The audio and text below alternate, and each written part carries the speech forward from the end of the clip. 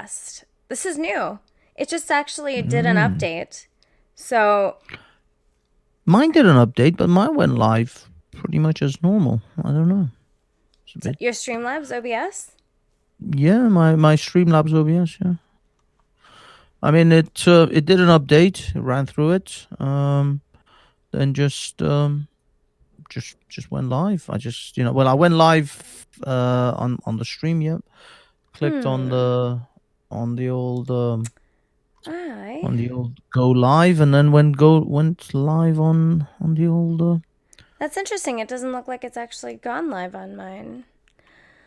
Let's see. Banksy. All these Well, technical I can issues. tell. I know. Boomer stylist. Boomer K. Oh, apparently it is Boomer I K! went live on the stream. Yep. Clicked on the on Boomer K. I like it. Okay, just let me post this. Oh, I can't. I need you to do it. post what? Can you post the link in my Discord? Because I cannot change from your window. You understand what I'm saying? Sure. How do I get the link? Where's the link? Well, that's great. You have to Post the open the link. video. Post Oh, yeah, right here. There you go. post the link So here. Here we stupid. go. Just freaking out over nothing. Whereabouts in Discord? You want to post it on your Discord? Just put it in the main On your. one. It's called General Yap. Yep. Where's the what? General Yap. We are doing it. Let's Hello go. there. Hello. Are we Hey. live? Yes, we are. You know, you were talking to me about something you were cooking. Can you say that again? Because I didn't really pay attention because I was trying to set this stuff up. Plus, I was like, what the hell? He's so Is it- excited. This is a great time to let me just pause him. And then I didn't because my brain is slow. Hello. Hi! Okay. Hi. Okay. Yeah. I was. No. I was just saying. I was experimenting with some a new form of bolognese. I guess I usually cook like bolognese, but then I decided to use mascarpone sort of sauce instead. So I made linguine mascarpone. I guess I don't know. It's novel. It's definitely novel, but it's just the heat. The heat. It's amazing how much heat kicks out these pots and pans when you're cooking. You get a Yeah. lot of heat come your way. So yeah, the heat is on. So that's how that went. And I just for some weird reason I haven't cooled down. I haven't cooled down since it's just hot. But never mind that. What's been happening in Amy K's life? What's going on? What's happening? I'm I just know you're putting busy. in a lot of hours, girl. Yep, I'm working 6 days a week. I got 2 jobs. And I love it. And I'm Damn. so busy. Like every weekend I'm going out and having fun. Like last night I actually covered a Nice. shift for I call him my work husband, my warehouse partner. Uh-huh. And Work husband. yeah, he wanted to have a Saturday off, so I worked yesterday instead. So it was actually this week was 7 days in a row. Wow. And I went to the Wow. gym.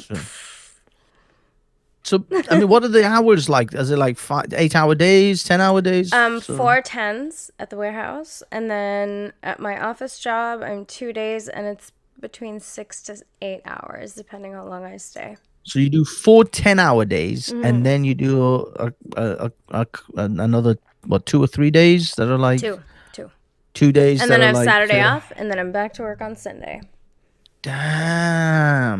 damn. So so Saturday was your day off. Today's you working today. Yeah, no, I'm not working today because I worked yesterday to cover a shift for. Oh, okay, Yeah, okay. So damn, that's a lot of hours, and then you're putting in all these watts as well. The waking up yeah, I thoughtcasts. wake up early in the morning, right? I don't start work until 10 o'clock, so I have quite a bit of time in the morning. I'm still clicked into waking up at 4:30 though, because that's just gonna be my life. I'm always gonna be up at those hours of the day. Damn. Okay. Yeah. I personally feel tired already, and we just talked about it. We just talked about your life, and I'm fucking tired. Oh my I need to gosh. lie down. I have so much energy, so it works great for me. I don't know where I get it or where it comes from, but I don't know. I don't know, girl. But you hold on to that, and be careful you don't get burnt out though, No, because I'll just that's take Thursday off if I get tired or sick or something. I already have a plan. uh, so what's happening with this other second, the first job, who's now your second job? I mean, I thought they were supposed to get someone in to let this thing go. I actually talked to my boss and suggested that he keep me for the 2 days because the paperwork, he basically is super picky. So I've kind of built a relationship and a rapport with him, and he Hmm. likes the my work ethic. You know what I mean? So he was actually really upset that I was leaving, and the only reason he was rushing is because there was a miscommunication somewhere, and I think he thought that I was in a rush to get somebody to replace me. But I was like, I can stay the 2 days for like indefinitely. Keep me. What Oh, are you doing? Hire nice. someone light for like 3 days if that's what you want to do, to like answer the phone, check the mail, do like light stuff for 4 hours, and then keep me for the heavy stuff. So that's kind of what we worked out. And I'm with you. I'm with you. yeah, Well, that makes sense. Okay, so this is not just a temporary thing anymore. This is going to be like this is your life yeah, I'll be doing this for a while. For as for a long as I while. can possibly do it, I'm going to do it. Yeah, well, I mean, is the would I mean, how is the financial aspect of this? Oh, wicked. is it better? Oh, Okay, then yeah, greatly. that's good. Like I That's have good. money just sitting in the fucking bank. Like I'm too busy making money and I'm too busy to spend it. The only thing I've really been buying are clothes, which are necessities, so I don't count them because I have such old clothes. Like I'm starting to get new clothes I'm now. with you. And Nice. like I still, after everything I pay off, have so much money left over. So now I'm just save mode. I kind of want to get a car next Good. year. I want to travel next year to England, and I want to get a Oh, vehicle. definitely do Yeah, that. Do that, yeah. and I want to, and we can arrange it with War Kettle J, and just have everyone in England. Oh, that would be I crazy good. know. I really want to do that. So that's I would gonna love that. that's gonna need some money, and I think that if I just buckle down and save and pay my shit off and save, I could do it. Yeah, easy, Yeah. easy. Yeah. So I'm just doing all the things, trying to do all the things. That's fantastic. I mean, in all honesty, I kind of you're my inspiration sometimes, because I think to myself, here's a young girl who's doing all of this, and she's still kicking, making sure she's got a podcast out at least once every other day, once a day. It's insane, your work ethics, and I'm like, what are you doing, you lazy bastard? Get off your ass! I have it's This a girl is working. it So, feels go on. really it feels really good actually. Like my people don't want to let me go. My boss was super upset that I was leaving, and like I That's told good. him that I won't leave and I'll help him out, and he was like, "Well, I would be delighted to have you for as long as you'll stay." Like that's a good place to be in life. So I'm like riding that wave, Exactly. I Exactly. like Well, yeah. I mean, working. well, that's good. That's good. The one thing I think I've always, at least I've tried to figure out, is to put my energy in areas in which it has, it pays off in, big in the long term, Mhm. because they say, work smart, don't work hard. That it is true that if you can work your ass off, and you're Yeah. paying, and you're just plowing every day, but you're not actually making any headway, or you're treading water.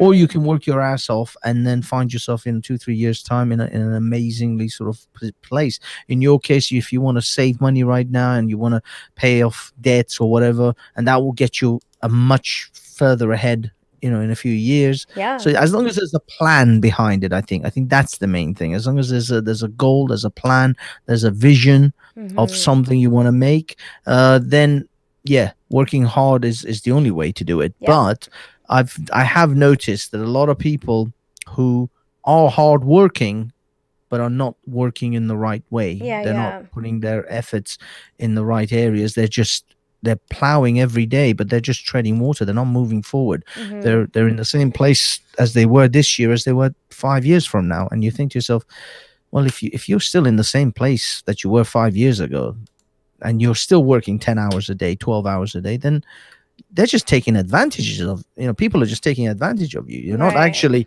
this is working hard should, I think, be in combination with a goal and a plan and a direction you want to be at. So Mhm. when you do put in those efforts, you see the payoff. I have seen a lot of people who do work hard, but they don't get the payoff because they're just doing a job. They're just punching a clock.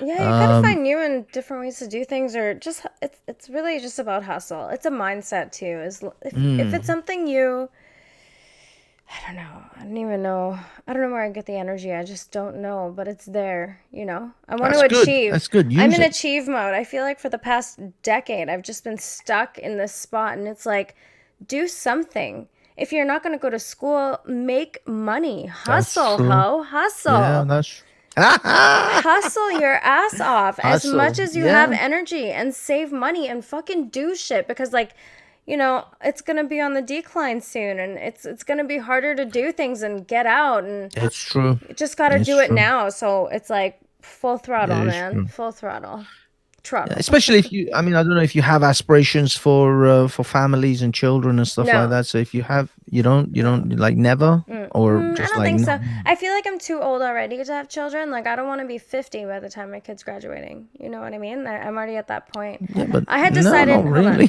I had decided ages ago that if I didn't have a child by 25 years old, I'm not going to have one.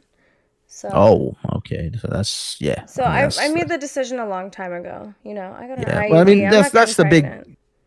Yeah, and I have to say that's a big one for women. Mm-hmm. Men, you know, we can push our luck a little bit further. Um, I've got friends of mine who were my age when they started a family. Mm-hmm. So you know, we can push off, and now his daughter just turned 18, like a few years, about 3 weeks ago, 4 weeks ago. So you know, his daughter's now going to uni. His son's you know, a teenager. He's an avid football player, Mm-hmm. soccer for you guys. But but yeah, I mean, he started it, you know, in his 40s, mid 40s, started a family, and now he's in his mid sort of, well, he's 50 odd now, but his kids are grown up. You know what I mean? His kids, he's managed to make it because a man, but his wife was quite a few years younger than him, Yeah. because women are the ones who But that's get the that thing, right? Men, you can punishment. go a little bit later. For women, it's a bit different. Yeah, that's what I mean. It's physically much more demanding on women than it is on men. Yeah, We no don't kidding. have to. Yeah, unless you're Yeah. looking at adoption, which is See, that another I would do. If I was in a another position where I facet. could do that, I would do that. Because Yeah, I'd make a yeah, really good mom. I already know that, you know? I think so. I You think so. just You feel, you got the work ethic. yeah. I'd be all up in that The work kid's ethic. face, though. Yeah, yeah. You'd I be all need up in like there. parents therapy. I don't want to be one of those overbearing helicopter parents, right? Because like you can talk shit about other people who are helicopter parents and be like, "Oh my god, worst parents ever." But then when you become a parent, you realize why they're like that, right? You have to fight your instinct to constantly protect this thing from the world. They have to go True. out and explore and make mistakes and shit, and it's hard, right? Because when you make Yeah. mistakes, you know it fucking hurts so much. Like failure is so hard, right? And you're like, I don't want this poor innocent pure beautiful child to experience the darkness and decay of the world, so let me just protect him, keep him close to my breast, you know what I mean, and just Yeah. ugh. But the thing is, it's a balancing act because you can't paralyze your children by fear, and sort of, because if you're afraid for them all the time, they sense that and then they become fearful. So Mm-hmm. then you get this situation where your children go through their lives Yeah. paralyzed by fear of failure, Mm-hmm. because they picked that up from you. And in all honesty, I've had to overcome that. My brother, funnily enough, was much better at it than I was, but I picked up a lot of that aspect of my parents where they were paralyzed of by the fear of failure in their lives. Mm-hmm. So they always played safe and did safe things, and um, I didn't. I took, you know, well, I did as well. I took safer routes, and I didn't, you know, take risks the way I should have done. And so that was a detriment. And it took a while to recognize, no, don't let that happen. Failure Yeah. is okay. There's Mm-hmm. nothing wrong with failure as long as you fail and you try again. Mm-hmm. But if you fail and you quit, then you're a failure Yeah. because you actually gave up on your dreams, gave up on your Mm-hmm. I mean, I'm not saying when I'm say failure and quit is if you're doing something and you fail and you realize, okay, this you have an ultimate goal that you want to reach, Yeah. and in this particular road that you've taken, you keep failing at this particular direction, and you switch directions. Now that's not quitting. That's just switching directions. So Yeah. like, I wanted to do this business. This business isn't working. You tried a few times. It's completely a dead end. Okay, I'm going to switch tactics because my ultimate goal is beyond just this business. Mm-hmm. But if you are, you have a goal and you hit a couple of bumps in the road, and then you just like, oh, screw the goal, and then you just go back into your what I call the worker B mode, where we would just punch in a clock and we just do a job, and Yeah. we just make whatever mediocre amount of cash or whatever, and we just live our mediocre lives. Now if you're just doing that and you're satisfied with that, that to me is failure, because And there is you no haven't success achieved your without goals. failure. You can't have one without the other. This is the paradox of life. You need both to understand Yes, the value of each, you know? You would never understand absolutely. you would never understand failure or success without failure. You wouldn't value success the It's same if you didn't impossible. fail. Yeah, exactly. Yeah, it's impossible What is because, sadness like, if you don't have happiness to contrast it with, you know? yep. Yeah. What is daylight without night? Exactly. So yeah, it's exactly the same. It's if people who have been successful. This is Michael Jordan. They say, he even made a quote once. He says people think that I'm just successful and I made all these amazing Yeah. achievements, but they don't see the hundreds of hours that I spent on No. the field, on the court, practice court, missing the shots Mhm. that I make in the on in the game. So the shots that I make in the game comes from the thousands that I missed on the practice court. Mhm. It's not, nobody looks at that. Nobody's standing there Well, we only photographing me and get the videoing end that. result. Like we only see them when they've got to the point where they're successful. We don't see any of the struggle. You know what I mean? We get Exactly. sound bites. We Exactly. get none of the struggle, Yeah. all of the sound bites. And it's Yeah. like, We get the highlights. We get the yeah, highlight reel. We exactly. don't really get the full story. And that's the same, by the way, with everybody, businessmen, athletes, Mhm. anyone who's achieved anything that we look up to and go, oh, look, it's amazing what they've achieved. Yeah. That's because they they did that because they were, they grind. They basically grind all day, and most of us didn't see that. Most of us were oblivious to all the hard times, all the soul crushing moments, and of potential failures or failures that, they kept banging their heads against, all the hundreds of corporations and businesses that they failed on before they succeeded. This is why when people talk about Donald Trump, now I'm not saying Donald Trump is the most super successful person in the world, but Mhm. he is, been he has achieved anything he set his mind to, things that seemed as impossible as becoming the president. And when people go, oh, he failed in this business, he failed in that business, I see these people who have never really had businesses. They're usually people who punch a clock on a daily basis. They've never actually gone out there and risked anything. Mhm. And they wonder why, different business people fail. If you're a businessman and you haven't failed, if you don't have a litany of failures that come before your success, you probably just been inherit. You probably inherited half of this crap. You Yeah. never actually did any of it. You didn't build it yourself. Go talk to Bezos. Go talk to Richard Branson or Bill Gates, and they'll give you a list of failures that they've had in their lifetime, when it comes to different businesses and different ventures that they went to. But the ones who succeed are the only ones we take note of. We never note the failures. We only take note of the successes. So fine.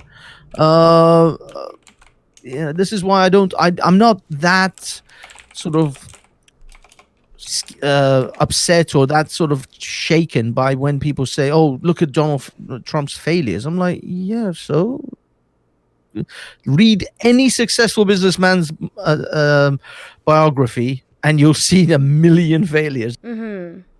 None of them have, those who built it from nothing, those who got inheritance of some oil sheikh or some shit, then Oh, fine. that's all You just know? jealousy, though. Like, sorry. Some people are Yeah. gonna get shit in this life and some people aren't. It's just time to make peace with it. Who fucking cares? Some people are gonna have a head start and Mm. some people are not. You know what I mean? That's just how it goes.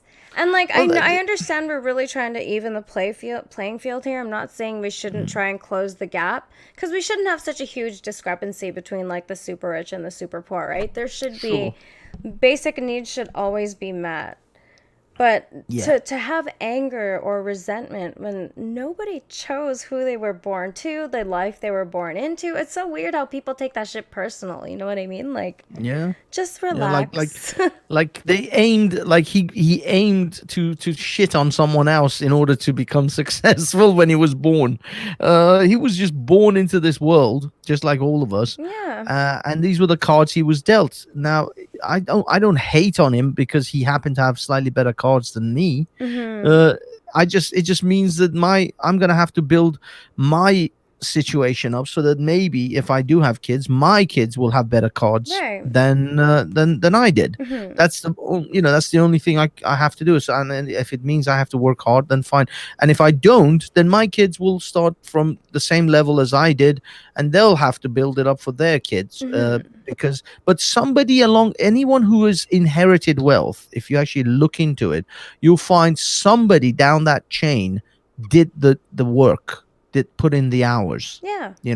did the hard work for them, and the rest benefited because one guy down the chain did do all, the hard work and did put in all the effort. But the problem is, quite often, and this is what happens in our especially the liberal sort of Western societies, is there is a there is a shift in these rich people's patterns in which one of them becomes rich. Let's say Bill Gates becomes a multimillionaire, um, multi-billionaire, and he leaves a substantial amount of it to his kids, but his kids don't appreciate the hard work they No. took to make that money. So most likely second or third generation end up squandering it all. They end up blowing the whole fucking lot, and then they become, their future generations, the third or fourth generation, actually ends up becoming relatively poor, Mm-hmm. whilst someone else like Jeff Bezos or someone else gets a leg up and they come up the ladder, as the other one is coming down. So there is a shifting.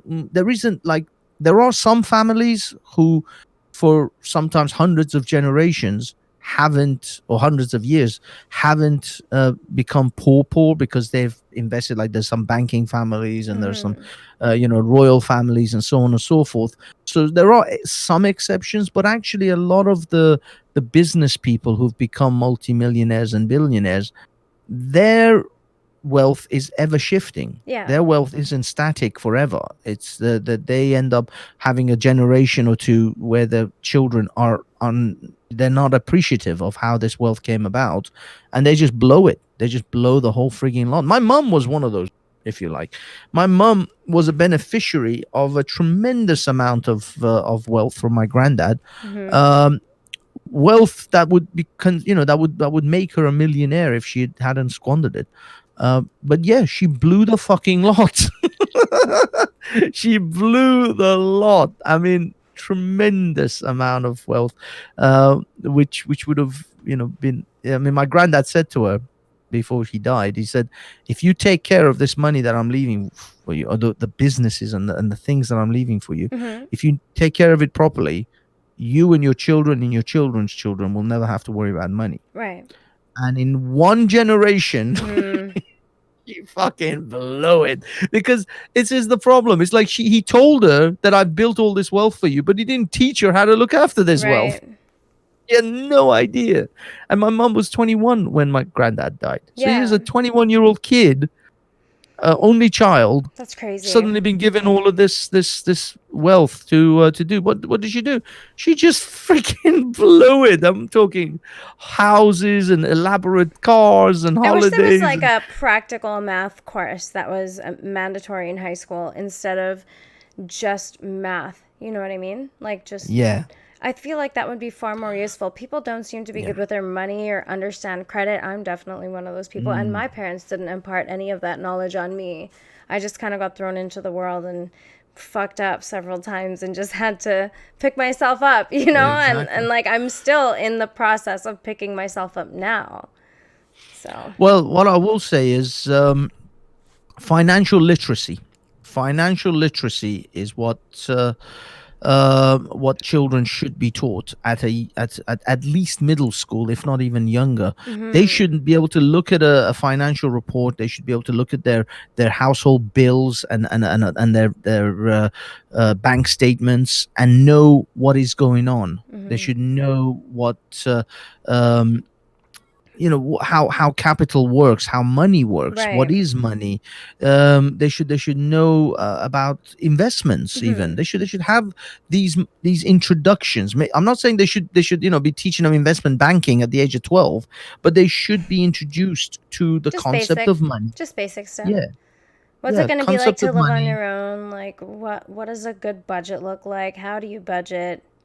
Yes, How does retirement work, and how should you start to invest in retirement, and when? Like these are like very basic important things, right? Saving for the exactly. future and for when you can no longer work. You want to be comfortable. You don't just want to be bare minimum, Mm. like I have just enough for rent and shit. You want to be comfortable when you're old. Exactly, exactly. But it's not just it's just your basic concepts of how to deal with your money if you want to build businesses, what you do, where Mm-hmm. you go. I mean, some of these basics it's really really useful. I would say far more useful than some bullshit history lesson that I got. Now, don't get me wrong, I'm not dissing history, Mm-hmm. but the history lesson was more in what do you call it, comprehensive Mm-hmm. than a financial lesson. There was no financial lesson. It's like the parities are, you get information on one subject, but you don't get anything, not even a basic Yeah, yeah. cursory look at the other subject. I mean, you should Mm-hmm. at least recognize that this is what a bank account is. This is how a savings account is. What's the Mm-hmm. difference between a checking account and a savings account? Yeah, no Some kidding. basic knowledge, something. It's unbelievable. I mean, if you read a book called Rich Dad Poor Dad, Mm-hmm. which has been around a long time now, it is a very good book about what parents should be teaching their children. Because the schools are not going to do it. Because Mm-hmm. I've come to recognize that schools are not there to make you an entrepreneur. No, Schools are schools are there to, fast food factories. They just want to yeah. pump you out to be like, good enough, whatever keeps the machinery going. Well, they want you to be a good worker. They A want good you to be a good cog. worker. Yeah, a They're good, just making exactly, a generic worker cogs for bee. the machine, right? Exactly, exactly. At least the public school system, is not actually set out to make you an entrepreneur or give you any abilities or ideas Mm-hmm. about how to make money or use money to and understand what money is. It's not designed for those things. It's Mm-mm. designed for you. That's why they say go get a good education, go get a good job, and work your way up the ladder. This is Mm-hmm. what they tell you. Parents tell their children these things.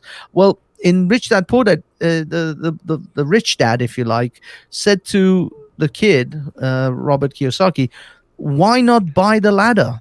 Why work your way up the ladder? Go make your own ladder, Mm-hmm. create your ladder, and you're always at the top of that ladder. Mm-hmm. These are the concepts that they don't even teach children on or even encourage children to even learn about, because, as I says, I think schools are designed to make worker bees. They Yeah, make, that's it. you're a brick in the wall. Mm-hmm. So they have no intentions, and unless you're going to private schools. Now, this is the thing about private schools, is they actually have a very different type of curriculum in Mm-hmm. those.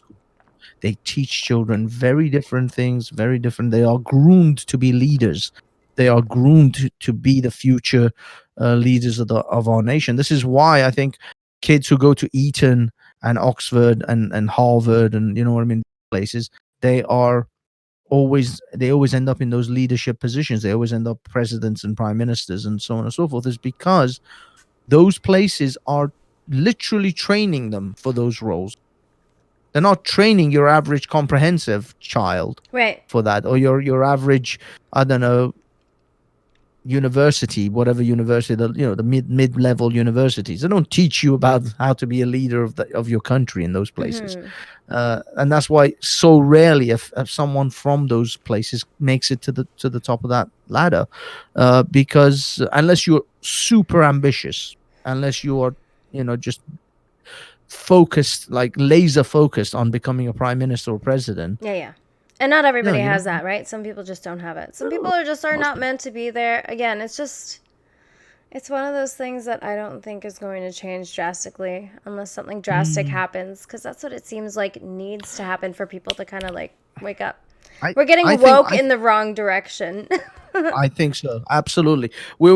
Kids are more worried about gender I identity know. and cultural appropriation than they are about who is governing your country, who is running your nations, who are being groomed and trained to actually make laws in your country. You're worried about gender pronouns, Yeah. whilst you're not worried about the financial But status see, of like your this community. right now, like as much as we care, it is so incredibly negative, and I don't unless something big happens these days, it's not something that I can like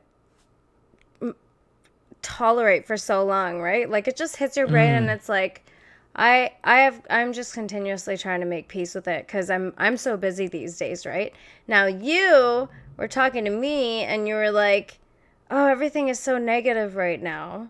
I need some happy." Ah. So, tell me what it is you were referring to in particular, because being stuck in the mindset where you run in the circle again of all the things we already know, that helps keep you in a negative spot too, which isn't That good is for true. you. So tell me, what's happening Well, around you? no, no. What really is going on is, I mean, that we have a place in London called Speakers Corner, Mhm. and I started going there last year, and up until summer this year I kind of stopped because I wanted to get some of that.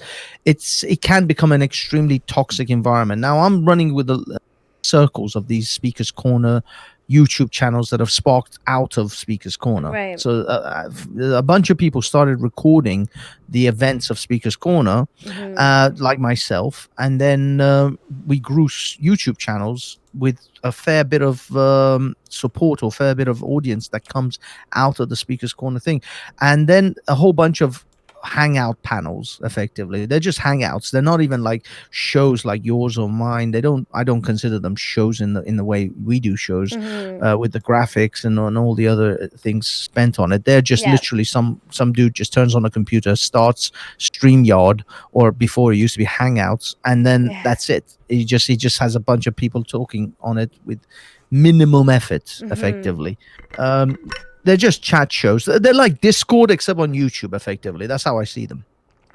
Um, Now the thing is, I run in those circles a lot, and I got caught up in a bunch of conversations and a bunch of just fights, and it's a bunch of neo-Nazi guys, right wing, ultra sort of right wing ethno nationalist types of guys, Mhm. and they basically baited me, and I normally don't get baited easily, and I tend to not get triggered easily, but they baited me into a hypothetical conversation about children and Mhm. cartoon children, especially not real children, cartoon children. Okay. And through a couple of days of conversation, now I was under the impression in Britain, which is was true up until 2009, that you can draw whatever you want. Mhm. It doesn't matter if it's a if you know. I mean, there was, for example, the example was like Lisa Simpson. Uh-huh. There was porn, Lisa Simpson porn, Right. on YouPorn, on all these places. Mhm. And I was under the impression it's perfectly legal. It's a cartoon. You're not. It's not real. It's not child abuse when it's a cartoon. Right. Pedophilia is actual real children. Right. So I said, this is legal. It doesn't matter. I mean, the guy was saying, is it moral? I'm like, look, I don't think it's moral, but it's legal. Whether it's moral or immoral, it's neither here or there. It is Right. a legal thing because it's not child porn when you're talking about cartoons. But I guess it's just the Uh, concept or the idea that they yeah, don't like.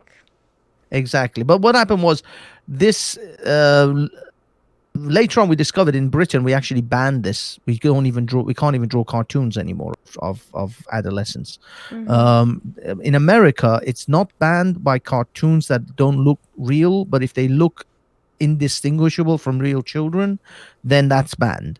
That was in 2013. But Okay. in Britain in 2009, we made Mhm. everything illegal. Right. Anything, cartoons. Right. Uh, I could draw a stick man, and that was the example I used. I could draw a stick man Mhm. and label it 5-year-old child, and that's illegal if it's a sexual if I make it sexual effectively. So anyway, this became really big, and then people took what I said about it being legal and about the fact that I could draw this Mm-hmm. as I'm some sort of a pedophile. And then they ran entire weeks worth of shows talking about my me being a pedophile effectively. Oh, that's so And I can awful. yeah, and I can, and you can imagine being labeled, being slandered a pedophile is just, it's just fucking I mean, shit. that's the It's just a worst. shitty thing. That's the worst thing Uh, you could be it called in is. any It is circle, right? literally the lowest fucking crime that you can think of. I mean, that and I don't know, rapists and child killers are like the worst fucking criminals ever. Uh, and of course, not to mention this whole Jeffrey Epstein shit blowing up as well, with Prince Andrew being involved in Britain. So there's a lot of conversations around pedophiles and these pedophile gangs. So anyway, the Mm-hmm. conversation was always around that, and everywhere, all these different channels were talking about me, and labeling me and slandering me like this, and it's just a shitty thing. I mean, you Yeah. can't deny it. It Mm-hmm. just gets to you, and that's what I mean about the toxic environment that I came from. I came So, from this what it sounds toxic. like you need is a moratorium or just a permanent fucking leave from these places. Because, after you've had the conversation so many times, you just realize that there are certain groups you're not going to agree with. There's people's minds you're not going to change. And engaging in the catharsis of doing it is now just becoming a reinforcement of negative feelings. Yeah, yeah, It's that's what I just, mean. It it's just, just, it starts wearing on your psyche and it's just not worth it. You know what I mean? yeah, It's too exactly. much negative energy to even have a little bit of. You just gotta kind of like, I know, and this is what I mean. This is why I said to you, I want to have a happy environment. You're my happy space. You're my happy zone because when I listen to your thoughtcasts and stuff, even though you're still a bit down about your life or you have a little bit of like oh this happened or that happened, but mostly you seem to find the positive in a lot of yeah. things all the time, and it's amazing how you seem to always be uplifting yourself, and I don't know what's going on inside, but on the external you seem to exude a positive I'm sort just of projecting feeling. outward what's inward. So when I Mm. feel sad, I do actually feel sad. It's really difficult for me to conceal when I feel shitty. So that's when you usually find that I will take like 2 weeks off and you won't hear from me. You know what I mean? Ah, I Because see, like I see. I the when I'm in the darkest part of it, I don't really exactly like to talk outwardly. I like to kind of take some time to figure that shit out on myself. And then when I come and talk about it, I seem a lot more level about it because I already went through the challenging part of just like getting through what the fuck is wrong with me or what's going on that I need to fix or whatever, right? Like, Exactly, so I exactly. So don't, you take time out, yeah. sort of figure it out for yourself Mm-hmm. before you put it out. You see, that's my problem. I'm so caught up in these little hangouts, Yeah. and it's like it's become like a almost it's not really, but it's almost an addiction in the sense that I'm always trying to like, oh, I got to get in on this fucking Yeah, conversation, yeah. instead of just pulling away and just Banksy, doing what everything you do. in moderation. Yeah, See? exactly, and that's exactly my problem. I got caught up in the cycle, and in the Mm-hmm. whirlwind of these negative and these sort of very toxic Just give conversations me a that these people are second to having. like tell you that over the past little while, since I've been working all the time, since I've been busy, I've been spending all my free time with my friends, and my friends are such fucking positive, excellent people. You know what I mean? And Mm, it is so difficult to feel shitty about anything when you're surrounded by people like that.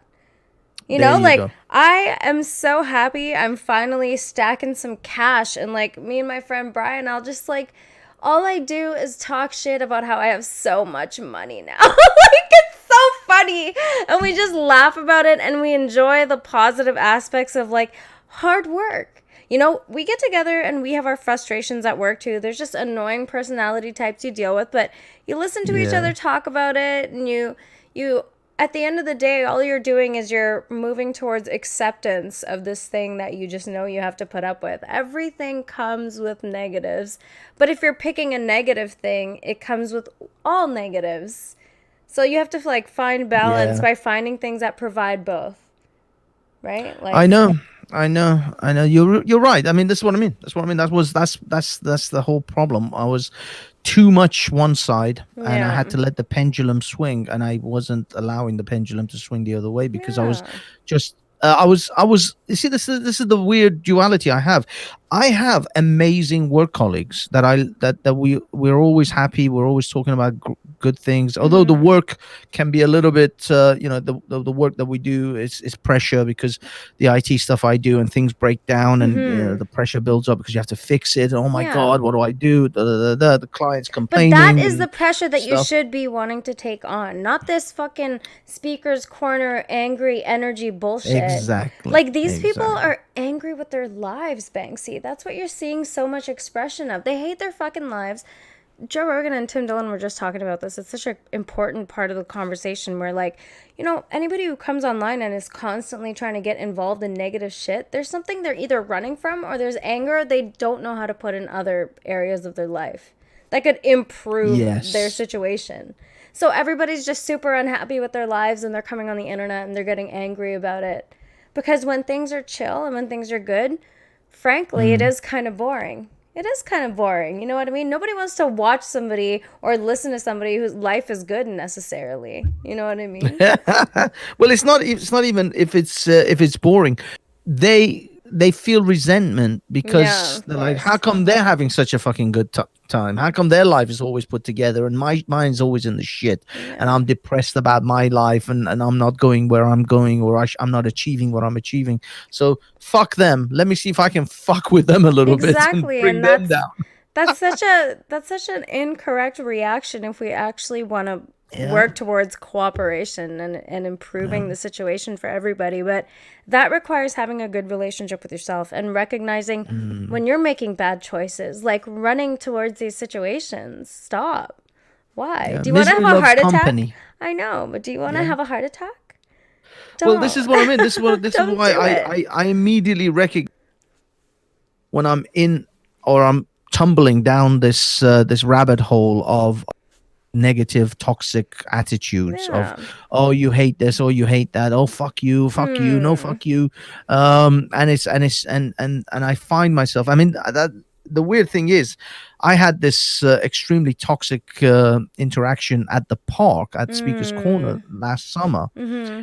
and it built up a tremendous amount of anger in me, and I go and I was going to beat the living shit out of this guy. Hmm. And I had to stop myself, and I had to stop going to Speaker's Corner, because not because I was afraid of what that guy would do to me. I was afraid what I will do to him, and what I would do to him would have. It doesn't matter if I beat him to a pulp.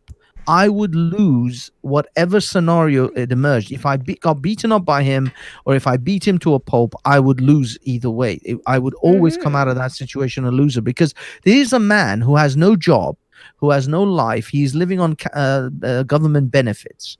He is literally bottom of the run when it comes to losers of our society. Right. And so, and here I am with someone who has a career, who has a professional life, and I have a job. I want to do other things that I'm working on right now to try to build other businesses. So I have other things going on, and if I end up in a police environment, because any physical fight will ultimately lead to a police investigation. It always Mm-hmm. does. In this country, it's called grievous bodily harm and so on and so forth. So there will Mm-hmm. always be a police interaction. Now, whether he started it or I started it, and whether I was afraid for what I would do to him. Right. That's what I was actually afraid of more than anything else. Because if I had seriously hurt him and I seriously damaged him, then I would potentially go to prison. Yeah. And so all of these things were in my mind, is if I what how should I react to this situation, because the ego and the macho aspect of my head will tell me I have to go and beat this man up. The ego is telling me I must go and redeem my macho honor, Mm-hmm. whilst in reality, if I do that and if I do hurt him quite badly, I'm the one who's going to end up in police custody. I'm the one who's going to lose my job. I I'm the one just who's going to I have just difficulties think in my career, and so right. on and so forth. So everything led to don't do this. So I held myself from that environment, So and to this that day, is the I haven't gone evolved back. position. Like the evolved position will always be, do not engage in violence. Self-defense is different. That's not what I'm talking about. Mm. But Oh yeah, yeah, instigating yeah. violence over just stupid shit, it's not good. If it ever Exactly. gets to violence and if you cannot use your words anymore, that's when you know you gotta go. Because the only thing that will sort a problem if words don't is violence. If you Yeah. want to know who the victorious one is or whatever. And it's just not worth it. It's stupid. Well, yeah, the thing is, if I'd gone back, it wouldn't be about words. It would be about macho ego and who can, stand up to who. Right. That would be the thing. Now, I will go back to the park. It's just I had to allow a gap to get that period of anger out of me, and it took actually quite a few. It took like a month or two, and Mm-hmm. then I met someone, so I was dating, and that took some time. Mm-hmm. So my weekends were not available because this thing only happens once every Sunday. Right. So if you don't go on a Sunday like today, if I didn't go today, then I'll have to wait a whole week anyway for the next Mm-hmm. one to come around. So you can't like do it more than once a week. But my main thing was exactly that: is I have to get myself out of this toxic environment. So I took a break from the whole speakers corner nonsense because it was a very toxic environment, which would lead to potentially life altering situations. I mean, a guy who's jobless, who's living on government benefits, he's not going to get any lower. He's not Mm-hmm. going any lower than where he's at. He's he's not exactly falling down from the CEO's office, down that corporate ladder. He's just a dude who's living off government benefits. He literally doesn't have two pennies to rub together. Yeah. But I, on the other hand, I've got a lot more to lose. So what am I doing? What am I achieving here? All I'm doing is satisfying ego. And do Yeah, I it's really want to actually do that? not really good for your mental health. Exactly. So you So have that to was we have to learn to have healthy relationships with our egos because they are there. We want to satisfy them to some degree. You can't Oh, it starve is. your ego, but you also can't just let your ego indulge and be gluttonous and like get engaged in all this shit because you're ultimately just going to keep asking for that negative energy. It's not worth it. Yeah. Like I Yeah. walk into I work, my warehouse is all men. I walk into there and I'm the kind of girl who can be in that environment. You know what I mean? I Mm. crack jokes there. I make all the guys laugh. And first of all, as a girl, that is such a satisfying feeling to be able to make men laugh. Because men have a different sense of humor than girls do It's true. generally. You know what I mean? It's very weird. It's a very unique environment that I'm in. My idiosyncrasies Yeah. work better with men.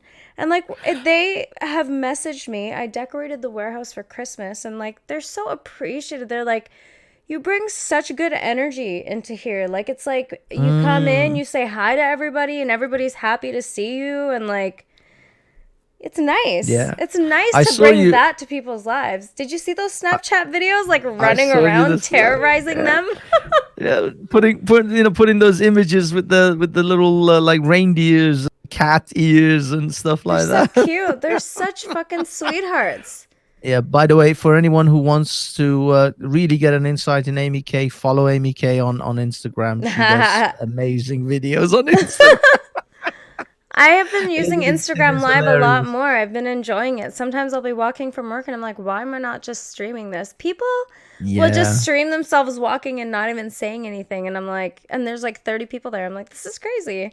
Why not just see what's Yeah. up? I just feel like it. I I like the camera. So, I can see that. I can see that. yeah. But the thing is, the stuff you do, the antics you pull at work, it just shows that you just seem to always be on this happy vibe, or at least you exude the happy vibe a Yeah. lot. And it's unusual. And like you said, you take time out, and if there's radio silence from Amy K, that's because Amy K is pissed. Yeah, or I'm just going through a tough time. I don't actually ever get Yeah. angry necessarily. I certainly get a lot of emotions. I wouldn't Yeah. call it anger. Anger is something that it takes a lot for me to get there, but if you get me there, it's usually it's going to be a critical decision that I'm going to be making. Critical mass. Yeah.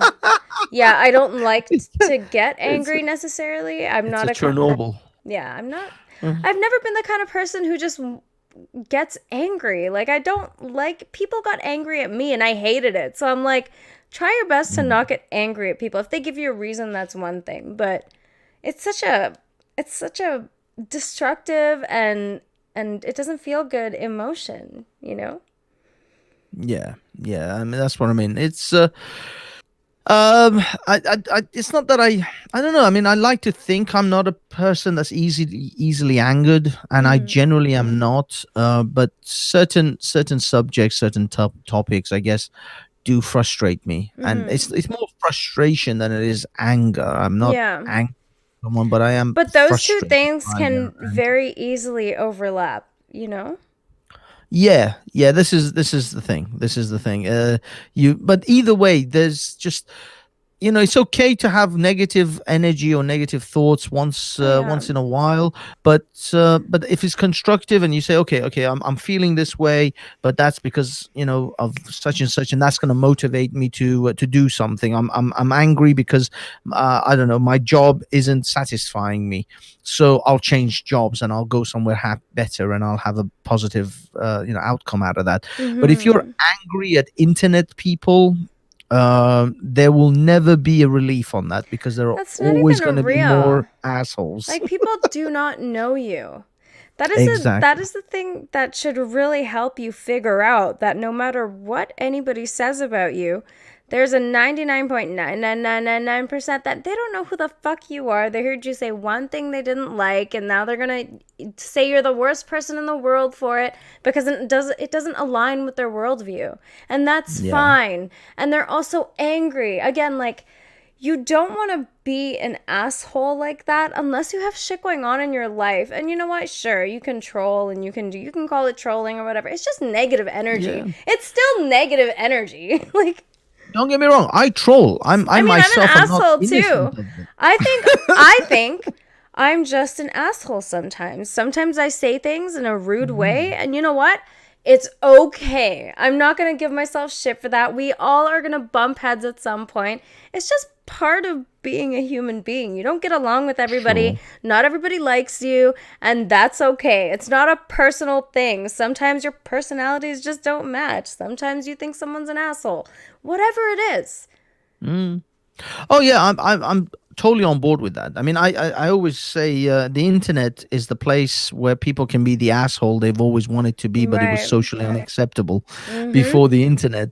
So you couldn't be an asshole like this, in real life, because eventually someone will just punch you in the face. No one would ever Uh, put up with the shit that people say to people on the internet. exactly, Yeah. exactly. Imagine, I mean, I would love to do a skit where I would literally say the things people would say on Twitter, but in real life.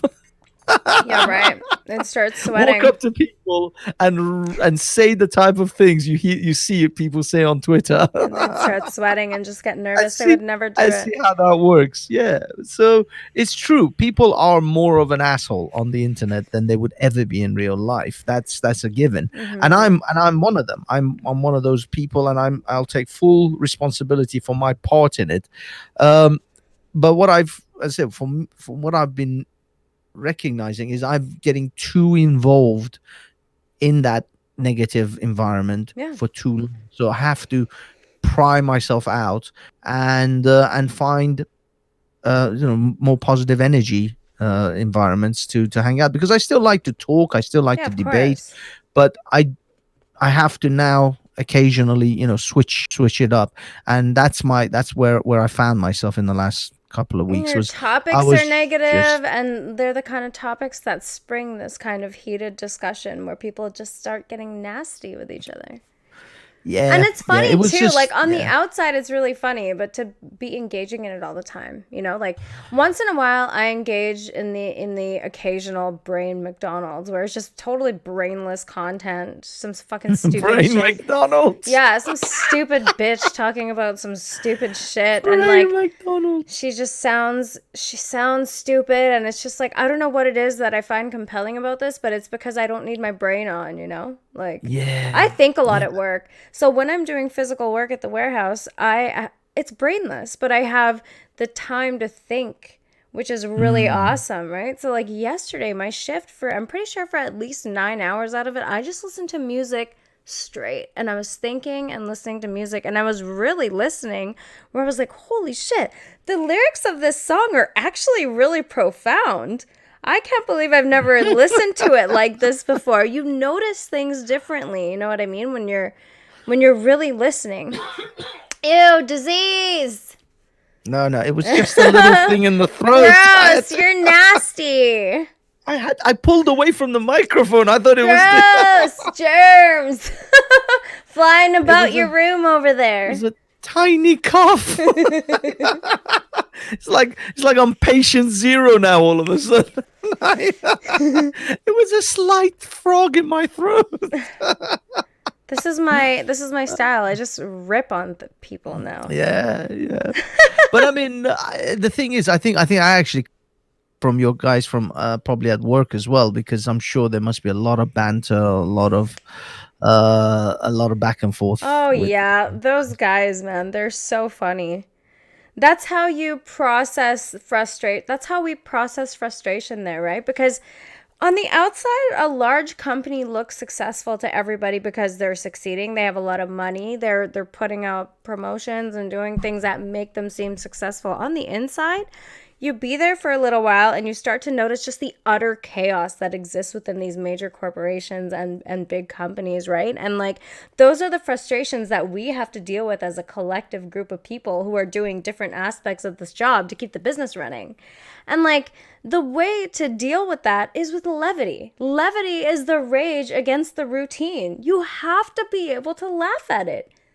Yeah, Right? Make yeah, jokes, fucking yeah, talk shit, make fun of each other. Like, this is how you get through life, and this is how you don't get bogged down by all the negative shit all the time. You fucking make fun of it, whatever it is. yeah, It's funny. yeah. Funny is always the way to go. I think so. I think this is it. This is the main thing. Is I stopped doing my own funny skits. I stopped doing my own things. In fact, I barely uploaded any videos, and I only uploaded a video sort of midweek last week Yeah. called Online Thought. There's a guy who's got a channel called Online Wipe, Yeah. and I did a parody of his channel, but with this girl who I've had little feuds with, which I call a thought. But anyway, it's a long story. Yeah. But that's it. That's the only thing I did though, and it was it was humorous and I liked it. But there's like a whole bunch of skits that I've got in my head, little lot of videos that I want to do, and I that's what I've got to focus on. I got to focus on that. I got to focus on my there's like other things that I'm working on projects, and also I'm looking at changing my job. Yeah. So I want to focus on the new job and find a new job and just shift my environment. And yeah, and come back to the happy zone. Yeah, the goods. You want to be at a good zone. Yeah, you just yeah, I got to cultivate that though, because Yeah, it takes a you while. don't You if you got to don't build yeah momentum. Momentum yeah if you requires don't building. cultivate. Yeah, if you don't cultivate it, it's so easy to be dragged down. People would love to shit on you than to pull you up, Of you course. know? So, Not me though. I'd rather do the opposite. well, this is the thing. This is what I mean. That's why I was like I got to talk to Amy, because Amy is like the happy guy, happy zone person who will lift you up, who will Yeah, say because things and I and do things that are ultimately just want people to feel good and healthy and happy. Like, why? It's so weird that that's like strange. When you feel good, mm, everybody around you feels good too. They don't have to worry about you. You know what I mean? The yeah, nicest gift you yeah. can give someone is like not the feeling of, oh God, I have to deal with Banksy today. You don't want to be that fucking Exactly. person. Exactly. You don't want to be that guy. Oh, You do no. not want to be that fucking You guy. just We already have. Yeah, you bring misery to people and you make extra work for them, and they have to compensate for all the ways in which you're a shithead, and it's so It's so true. annoying. Whether they It's have to so make up for you socially or at your place of employment, those kind of people who, like, at your job, make everybody's job harder because they really don't know what the fuck they're doing, but they think they know everything. It's like, You are Oh, creating more problems. it's You true. multiply problems, and you guys are the kind of people who want to have children who are going to multiply more problems in the world. Why are you fucking problem multipliers? This is what they do, okay? There's like this programming, and all they can do is make everybody's life harder. You want to It's be the kind true. of person who like relieves people's stress and like calms people down and supports them Yeah. and makes their life easier in ways, whatever ways you can. It's true. It's true. That's what I got to get back to. I mean, you see, Yeah. I've got to start. I started going back to like because I still listen to your podcast, but I stopped listening to Bill Burr's because as I said, because I got caught up in. I mean, don't get me wrong. There's an election cycle in Britain as well, so I've I been know. listening to like political election information news and stuff. There's the Iranian protest, the Hong Kong protest. There's a bunch of other things that are going on as well, which I've been sort of distracted with. But combine the fact that I'm listening to mostly political and sort of political badgering That's the in worst Britain, too. The you politics know. shit. Yeah, and Ugh. also protests and violence, and then these Mm-mm. people on toxic people online. It's like a combination of it, and it's so easy because it doesn't. It's not like suddenly someone comes and smacks you in the face and says, "Look at this politician and what they're saying." It's the fact that you You're yourself, through drawn your to it. you're Now listening to ask this why guy. you're drawn to something like that. Like it feels like people are drawn to that because there's a negativity in them that they're trying to get away from. So they focus on other Mm, people's negativity so they can minimize theirs and not pay attention to it. that's true. That is true. And also, what I found was the weird thing is when your brain is preoccupied with all this other toxic sort of conversations and toxic things, you lose motivation to do the things you wanted to do as well. Mm-hmm. You Yeah. actually don't want to get up in the morning. You actually don't want to do this thing, do that project, work on things. You lose heart effectively. You lose Mm-hmm. that motivation to just want to. You just like fuck it. I just want to lie in bed. I just want to crawl under this blanket and pretend Mm-hmm. that the world outside doesn't exist, and I can, like, I don't know, go into some sort of virtual world of your mind. Yeah, uh, escapism is really a thing. People just want to run yeah, away from themselves. I want to live in a virtual world where this reality is not real. And it's like, dude, you can't even mm, deal with this reality. Like you're trying to implement a whole other system that you think you're going to be able to cope with. You're still going to be yeah. shutting down on the inside as you ignore all the fucking problems you have. Well, Just this is that's this is just what how I it mean. goes. This is what I mean. I mean, like, I've got all these sayings. For example, Bruce Lee saying of, don't ask for an easy life, ask for the strength to deal with a challenging one. And all these people like Tony Robbins and all these other people who give you like tremendous positive, like, get up, get on with it. Jordan Peterson, clean your room, clean your environment, and then when you have a clean environment, you feel better and motivated to get out and do things. Mm-hmm. Um, and yet, someone like Jordan Peterson himself found himself in an incredibly stressful situation, and he had to check himself in because Yeah. he had to get help because he was overwhelmed with He was the with the also with the addicted to grief. some sort of medication.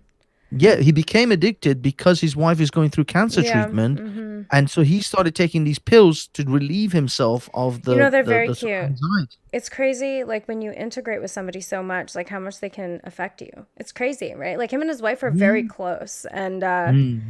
it's this happened to my landlords too. Him and his wife were really close. Both of them got cancer. She died first, and oh, it's just so Mm. sad. It's so weird to see it too. You can see like their spirit kind of dampens a little bit because they did everything together. They were that kind of Is couple. she did she pass away, She or is did. she She just died. she died? Oh Yeah, shit! and I remember going upstairs the Oh morning of. man. I had called and asked if I could do laundry because I had no idea what was happening, right? And they were like, "Yeah, of course you can come up." And then I went up and I went into the living room because I always used to talk to them, and he was just sitting there alone, and she wasn't there, and it like settled in. I was like, "Oh, what a feeling to know that someone's dead now, and like to see their partner Wow. without them." You know, it was But this is what crazy. I mean. This is what I mean. But the thing is that this person who was the sort of a motivator, if you like, a motivational coach like Peterson, Yeah. who was telling everyone else to get up and get on with it and get your life together and make plans and do things. He himself found himself in the deepest of darkest holes. But he still got on Um, with it. He properly checked exactly, himself into rehab to take care of his health. exactly. Like this is the thing. That's a very advanced thing to do where other people would just break down and they would succumb to whatever addiction it was to like Mm. keep themselves from feeling the pain of the grief of like losing somebody that you spent most of your life with. You really Well, this still is have the to messed deal up with it thing, at the end of the though. day. Yeah, but the messed up thing is people were shitting on Of Peterson course they were. for seeking help. Yeah, but these are It's negative like, people. These are the same people who say shit like we have to pay attention to mental health issues. And then somebody's taking care of their mental health and dealing with a mental health issue, but they don't like him. So, yeah, fuck his mental health. Only mental yeah, health for the people that I care about. And it's such a fucking bullshit thing that it's like you don't exactly. actually care about human beings. You just want people to think you care about human beings. This is Asshole. why. Like you This it's is all why about the virtue perception. signaling. Yeah, it's just a This is perception why is the virtue reality. signaling bastards, because they don't actually give a shit. No. This is what I've been saying all along about these Twitter mob fucking pricks who come out and try to destroy people's lives because of like virtue and oh, you said the wrong thing 10 years ago. It's like you don't give a shit No. about these things. You don't actually give a shit about the people that you're virtue signaling towards. All you care about is how it makes you look and how it makes you feel. And if you can just shit on your political opponent or your ideological opponent a little bit, then all the better. That's it. That's all you're I mean, doing is just shitting on someone's life. yeah, there are people that I definitely don't like and I think should not be on this planet, but at the same time, they are here. And if they're having issues that are causing them to not connect with people where it's making their life difficult, I would rather them fix it because then they're less of a problem for everybody. And they'll leave me alone too. Like if you're Yeah, happy, you leave people alone. You don't it's instigate true. drama, you don't start shit. You have an issue if you have the kind of personality that always wants to start conflict. Like notice there's something in you that isn't good, yet at the same time you're going to preach like, "Oh, we need to be more communal minded and we need to get along better and we all need to care for each other." Yet look how you fucking behave, right? Like, Yeah. be the change or shut the fuck up. Stop telling Yeah. I people mean, you're so great and you do this, this, and that when your presence in a room makes people feel not good. you're right, and I have to take stock, and I have to actually take responsibility for myself a little bit as well, because I have instigated these guys as well. It's not like I'm the innocent one in this party. I've fucked with them too. Yeah. I've started I poked them a little bit about, like, for example, this girl Zabida. Mm-hmm. One time, the reason me and her started feuding in like January was she was on some hangout and she was just ranting, and she's been on going to speakers corner for quite a few months prior to that, though. This was like I started poking her in January February time, but I actually was listening to her in front of like cameras talking and giving her ill thought out ideas for many weeks.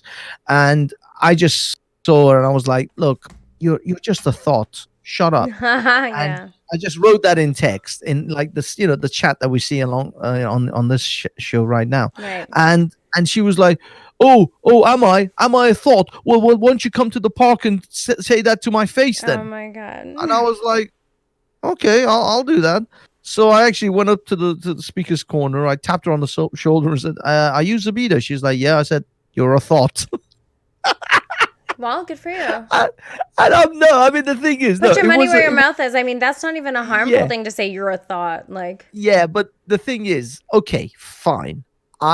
She said it. She tried to make out as she's a big man or big girl or whatever, and that I'll be too much of a pussy to come and say that. okay. And I said I'll do it, and I did. I didn't want it to become some year-long feud, I mean, it didn't but need to be, but she probably took it there. All you well, did was yeah, do what she said, right? And like, if you're gonna say something to someone like that and they said, say it to my face, and it's like, okay, I will. Like, your lack of fear in that area is not yeah. then for her to take and be like, I'm gonna make a thing out of this. That's her problem now.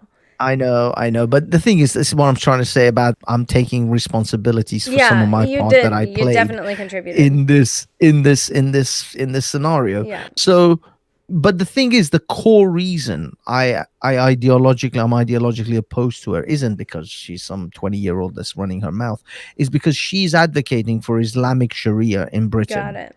And I have to oppose that. I have to challenge that. I can't just let her just say what she wants to say about this and give Islam this PR Well, you're going to image. let her say what she has to say because that's what free speech is about. You're just not going Oh to yeah, yeah, let it go unopposed. Is it okay exactly, if I just. exactly. I'm not going to let her just go unchallenged. Banksy, That I was need my to thing. pee, so can you entertain for a moment? Shall I entertain? Okay, I shall Please. entertain. You do you, girl. I'll be right back. I got this. Uh, okay, boys and girls. It's you, me, and myself. Me, myself, and I. Okay, okay. So what do we got? We got Jay in the house. What's up? Big up, Jay, the war kettle. Only popped by to say hello. Busy night here in Cyprus. You lucky bastard. I bet it's nice and warm as well. I love you all. Have an amazing night. Big up Banksy. Big up Jamie. Big up Jay. Big up the war kettle. Um, well, guys and girls, we have what do we have? We have Robert White, we have Noah, uh, we have okay.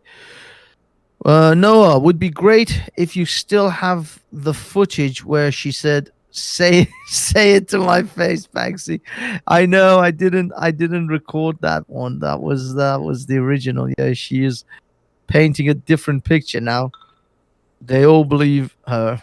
Even Ultra Funky bought it. Yeah, well, the thing is, yeah, she said to me to come to the park. I know, but the thing is, she admits that she said it in the video that I have. Noah, if you go and watch the video where I went up the first time and I said to her, "Your thoughts," and she said, "Oh, you're very mature of you." I said, "Well, that's what you said for me to come and do," and then she kind of admits that.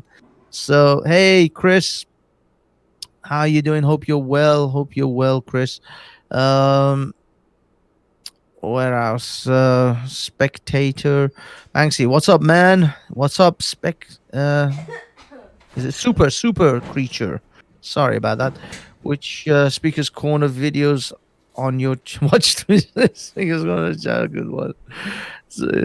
I know, I know. Which one's a good watch? Watch the one where I debated respect. And then I don't know. The rest are just random. To be honest with you, some of them have good bits, some of them have bad bits. It's hard to quantify which is the good one. It's just randoms. Uh, but the one where I debate respect, that's definitely an entertaining one for sure. I And have then returned with an apple. oh, hello. Hi. Jay was in the house. Didn't get Oh, I to missed Jay. but yeah, he Oh, I came and see. he Only pop by to went. say hello. Busy night here in Cyprus. I love you all. Have amazing night. Big up Banksy. Big up Jamie. Hi. Hope you have a good night. Yes, indeed. Yes, indeed. You know, Uh, the last two times I ate on stream, I mhm. kicked the shit out of two people. This time, I'm having an apple out of sheer enjoyment in a good conversation. Why? What happened? What did the two people do? Were they Um, just pissed off you were eating? the first time I ate steak with vegan gains while I was talking to vegan gains. Oh yes, Oh no, yes. wait. Sarah Hatcher was before vegan gains, so that was a girl who just I don't know, she just hated me. So I ate an apple Ah. and I was trying to confront her about why she was just talking shit. Oh, I see. She's I like, see. "You're So the so people. condescending," and I didn't. She was just calling me a fucking bitch and like calling me all these names, and I never even swore at her. I was just eating my apple, and she just kept talking shit at me, and I was like, "What is your fucking problem, lady? Like, chill the fuck out." Jesus So, so Christ. the two times you drank, you ate on film, the people hated you for it. I know, right? Oh my god. Noah, I'll send you the link in Discord privately because I mean it's on my channel. It's just I gotta go find it. I don't know which video exactly. Yeah, Sorry, we were yeah, talking please. about the videos. But okay, that's okay. So this one is gonna be a video where you won't get too much hate about eating, unless you want to. No, no worries. Chris is so funny. Ah, He's like, look how massive that apple looks. It's normal sized. Amy is it tiny. is. Is it the apple that's big? No, that's a big apple. That's just like a giant apple for any normal apple. It's a Honeycrisp apple. These are my favorite now. It used to be Oh, I Fuji, but see. I'm kind of an apple These connoisseur. nice, nice. I'm no, I don't care enough about apples Oh, to I know the do. difference. I have apples. I just don't know what type they are. They're just like reddish looking. But don't you like certain textures and stuff? Like there's these apples, right? They're called Red Oh, Delicious. And they look mm, like they would be just the crunchiest, juiciest apple, but they're so fucking mushy and gross. Ugh. really? No thanks. Damn. Well, I do like Granny Smith Those are sometimes, but they are, awesome. yeah, they can be a little bit too taut, a little bit. Sometimes they're not. They can be a little bit like that, but I like them. But there are actually not apples, but these are pears. They're like Chinese pears or something. They're Oh, called. I Asian forgot what they. pears. Yeah, yeah, they're meant. Yeah. They're like apples. They taste and they feel. They've got that texture of like And apple they're to them. light. They have a light taste. It's kind of watered Mm. down, but they're so Mm. crunchy and they're so juicy too. Yeah, really crunchy. Yeah, I like those as well. But apples generally, yeah, I guess Granny Smiths and I don't know, So Stu in the sort of chat said, pink ladies. "Go! Oh, those are so good too." Stu said, "Golden delicious apple." Yep, pink ladies. That's right. Mm, Fuji apples. golden delicious There's this apple that I got the other day called a jazz apple. jazz Yeah, it's apple. kind of in Mm, between a pink lady and a Fuji. Pink ladies are very nice. similar to Fuji. They're just a little bit harder and they're a bit more tart. I see. I see. Yeah, I like pink ladies. I like those. I'll look into Fuji's. I haven't never really paid attention to my apples. To be honest, again, mostly don't care. You will once you try this apple, okay? It will change your fucking life. Okay, I'll tell you what. I'll do a live stream of me eating the Fuji I'm apple. gonna do it with you. I wanna do it. I'm gonna do an apple stream with you. That would be so fun. That's like I'll so let you out know. of the ordinary of anything. Everybody wants to talk about political shit. Let's do apple tasting streams. That is a new Apple thing. tasting stream. That is my thing. In that case, you and I, we've got a date, lady. Oh, that's so fucking awesome. We will. I'll let you know. I'll go and specifically find and buy the Fuji apples. Mm-hmm. Um, and then yeah, we can do this. We can cam up Oh, I and love eat some it. apples. I love it though. Hi, Gabe. I see you. Harrelson apples. I've never seen a Harrelson apple before. Harrelson apples. Apparently, they're made for baking. Ah, yeah, I've seen some apples where they do say that these are baking for baking, like I guess apple pies or whatever. Mm-hmm. I don't bake with anything, so I Mm-mm. don't know what they do. But yeah, apparently, yeah, there are some apples that are just for baking. So there you go. I guess there's What's your favorite food, Banksy? Like, what do you like to eat? favorite food. Favorite Mm-hmm. food. Well, 90 because I don't get it as often as I want. Iranian food is really up there for me Yeah. because it's harder to get a hold of, and my mum doesn't cook as often as she used to now. So that's still pretty much up there. Variety of Iranian foods. There's just so much, but outside of that. I like Chinese, but I prefer Mm-hmm. Thai to Chinese. I don't know Mm-hmm. why. I think it's that little extra bit of spice or whatever it is that Thai use. Like what's it called? I love their peanut What? sauce. Yeah, They you got see what it I mean? They going use on. those. Yeah, exactly. Like that or pad thais and stuff like that. Mm-hmm. So yeah, I do like the Filipino, the Indonesian, the Filipino, the Thailand Thai food. Mm-hmm. So that kind of combination, Yeah, I'm very partial to that. And the rest of the shit is usually the crap that we shouldn't be eating. Yeah. McDonald's and all the other crap. What's your favorite thing at McDonald's? Tell me. McDonald's. Um, their apple pies. I'm Mm-hmm. partial to their apple Two for a pies. Oh, dollar. You can't go two. wrong. They are really Yeah, good. that's my whole problem, man. I've got issues. I got to cut that crap out. But the it's a weird thing is I get cravings for this shit. It's like if I go 2 3 months without eating any McDonald's, any fast food, and suddenly I drive past one and the smell, and I'm like, oh son of a bitch, I need me some macadis. I have not had. Actually, when did I have McDonald's recently? I feel like I got it. Oh, It's I did. I got horrible. a chicken burger. They have these new chicken breast burgers that are actually really good. It was a BLT with Uh like a huh. chicken patty. Oh my gosh, it was so good. I don't get Nice, the fries nice. anymore. That's my Ah, wait a minute. compromise. Yeah. The fries definitely stay away. They're the source of fat, but the apple Mm-hmm. pies are fatty and sugary as well.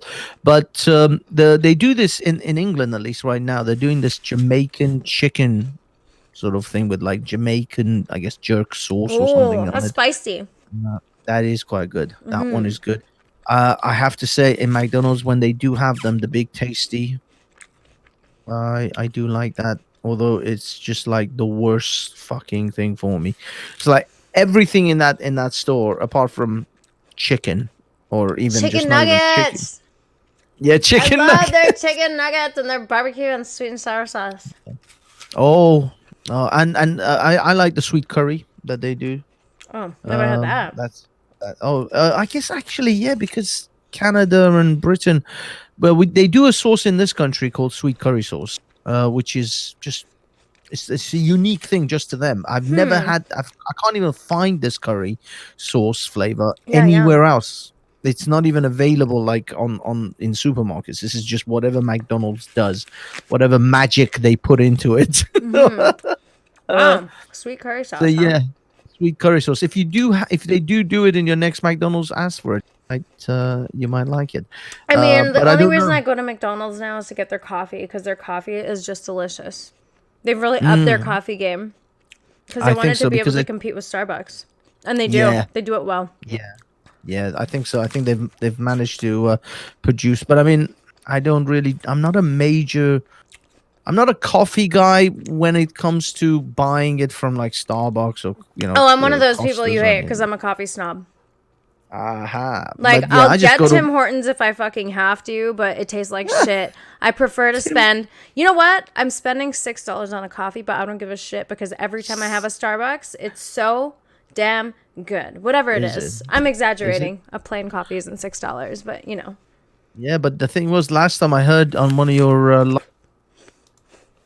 sort of little videos on the way home where the lady didn't fill it up because you asked for no foam Yeah. and she just left that massive And if it fucking was gap. this much, like if it was like a centimeter, fine. But it was like an inch. And I was like, this costs like fucking $5 and you seriously can't put the enough milk, which by the way, you're charging me more than a gallon of milk for Yeah, this it's true. beverage. You can't fill my fucking beverage up? Fuck you. Like I'm not going to be rude to them cuz I've been a barista and it's not fun when people are rude to you. So I was like, "Hey, would you mind steaming me some more milk and just topping this off cuz that's not acceptable to me." And she was not happy about that. She gave me a bit of attitude, but it's like, "Hey, would you No, want no, to no, she spend gave you attitude about it. I mean, the Yeah. thing is, it's like you were saying you don't want to be a dick about it, and you just asked politely, could you just fill it all the way up to the top? And then she turns around and gives you shit for it. Then you like, fuck this. Now you're gonna get fucked up for Yeah, this. but I'm still not rude to service people. Like as much as I get the compulsion to be because I think like, look, sorry you're not making the money you want to make, but if you are doing this job, do it properly. Yeah, but Steaming what I enough mean is, milk is not difficult. You understand that a grande is 16 ounces. You fill your carafe with 16 ounces of milk. You yeah, put it in the steamer. I used to do this. It's really not exactly. difficult. All you need to do is know numbers. It's not You fucking know, hard. No, but it's not even that. It's like fair enough. You didn't fill it all the way up. And I don't want to be a dick about it. I'm usually, this is like the British politeness. Excuse me, I'm sorry, but could you just fill it up a little, all the way to the top with milk, please? I really like it milky. But whatever sort of excuse I want to give, I just sort of Mm-hmm. say something in order to ask them as nicely as I can to for them to fill it up. Now, if she turns around and starts giving me some shit, I'm like, excuse me, I'm paying for this fucking thing. Mm-hmm. Fill it up now. I mean, that's now, how it now works, you right? fill it You pay to up. receive a service or a thing. Please give me the thing as advertised. If your But cup is 16 ounces, give me 16 ounces of liquid. exactly, no, because I think this is a sort of a tactic. When I worked at McDonald's in like the early 90s, I think it was, the tactic was you fill up the cup with ice so that you save on the actual Coke or the beverage So that you're given. stupid. Mm-hmm. So that wasn't that they calculated that. This was part of their inventory calculation, that if we fill the cup up with, it was even a line inside the cup where Mm-hmm. you had to fill it up with ice. Now, if people asked for no ice, then fair enough, you have to do it. But if they ask for ice, if they don't say anything, you are obliged to fill it up Right. to that amount with ice, because then you're saving X amount per cup on the Coke or the beverage. Um, Now, we knew this trick. We knew that we're filling it up with ice. That means you get less Coke, and Mm-hmm. customers caught on to that as well. Uh, and I guess this is the same with Starbucks. Starbucks has probably a thing saying people who want cappuccinos or whatever, we know that we only give them X amount of actual coffee and milk. The rest is just foam. Yeah, So but this cup, honestly, when I worked at Starbucks, never were we advised to like be cheap on milk like that. Our supervisors always said, make sure you fill people's cups. They don't like it when their cups aren't full, which is so duh. So maybe maybe, they yeah. could have something like that. Maybe some people encourage that, but like where I worked, we never had that. Mm, They have very stringent standards on how, like, down to how they like certain things cleaned. You have to follow procedure. It is so that's standardized. You know what I mean? And that is why they're yeah, successful because they're clean, they get shit done, whatever. Yes, you're yeah. paying for something a little extra. And that's why they charge a little extra. Is because they put the extra money into the training and maintaining standards. Now, that's why I have Mm, no problem paying the price for the coffee. Okay? It's fine. I'm okay with that. I'm with you. But please, let's just be real. Steam the fucking milk that is necessary for a full cup of coffee. That's all I'm asking. Yeah. I'm just saying, do your job, right? Like, don't make people feel like they're being cheated because they're already paying for the little extra. Wait a minute. When you said you wanted the rest to be filled up, did she have to go and steam Yeah. more milk? Oh, Yes. I see. Yeah, I see. So So it she wasn't didn't work. put enough milk in the thing to begin with, and she thought that I just wouldn't notice that much of a fucking distance. I was like, she's like, well, you said you want no Oh, foam, right? I'm like, yes, so that there was liquid instead of where the foam is to fill my cup. That's why I asked for no foam, mm. because if I don't say no foam, you bitches cappuccino pour my drink and it's like half the weight it should be. Bitch, I worked here, or like I can think this coffee should not weigh this little. I'm with you. I'm with you. Damn, you even know the weight of the damn. You know me and my coffee. You know what I mean? Like I am becoming one of those people who really internally, when it comes to my coffee and my morning routine, I'm a fucking nightmare. But I No need it to shit. go right. I care about my morning starting off on the right foot, having my coffee correctly the way I like it, and then things are great. You know? That's also, that does not make you a nightmare to live with at all. No, I don't voice these opinions out loud. I mean, here I am. This is how I am. I'm just going to be honest, right? Like, I'm a bit, you can say, snooty particular about, yeah, I'm particular particular. about your I know how I your like morning it, so give it to me how I routine. like it because that's what I'm fucking paying you to do. the, the very words my last girlfriend said.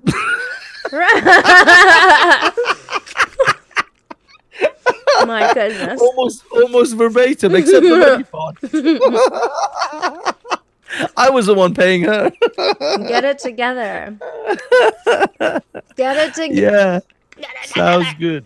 Sounds good. No, no, I can totally understand that you are quite particular about your routine, and in a weird way, I think that's why you can get so much done, Yeah, because you absolutely. have these very set, stringent sort of routines where I get up at 4, I do my thoughtcast, I do this, I do that, and Mm-hmm. it's all bam, bam, bam, bam, bam. I'm out, I'm Right. dressed, I'm, makeup done, I'm in the street, I got my coffee in my hand, I'm on my way to the train station or whatever. You're on it. You're like everything is like military precision. Yeah, and I'm like Wow. six fucking 52 hours a week or whatever the hell it is. Like I just the Yeah, little things need to be aligned. You know what I mean? that's true. It's a very simple request. I just want my coffee proper. You can be a Yeah. bitch to me, you can be mean, you can take your anger out on me. Just give me my fucking coffee, please. That's it. And then I'll be out of your Yeah. hair and you won't have to deal with me anymore. Just give me my fucking coffee. That's it. Oh no, that's straight up. No, I get it. I get it though, because you see, I appreciate in a way you're again another form of inspiration to me, because your mornings are like I get up, you do your thoughtcast, you do this, you get dressed, makeup, whatever, all the routines are in the place, everything's in its rightful order, coffee, walk home, occasional Instagram video of that or Yeah. whatever. But my mornings are mostly like beep beep beep beep, fucking snooze, and then about 13 snooze later I suddenly get a glimpse of what time it is and I go fuck.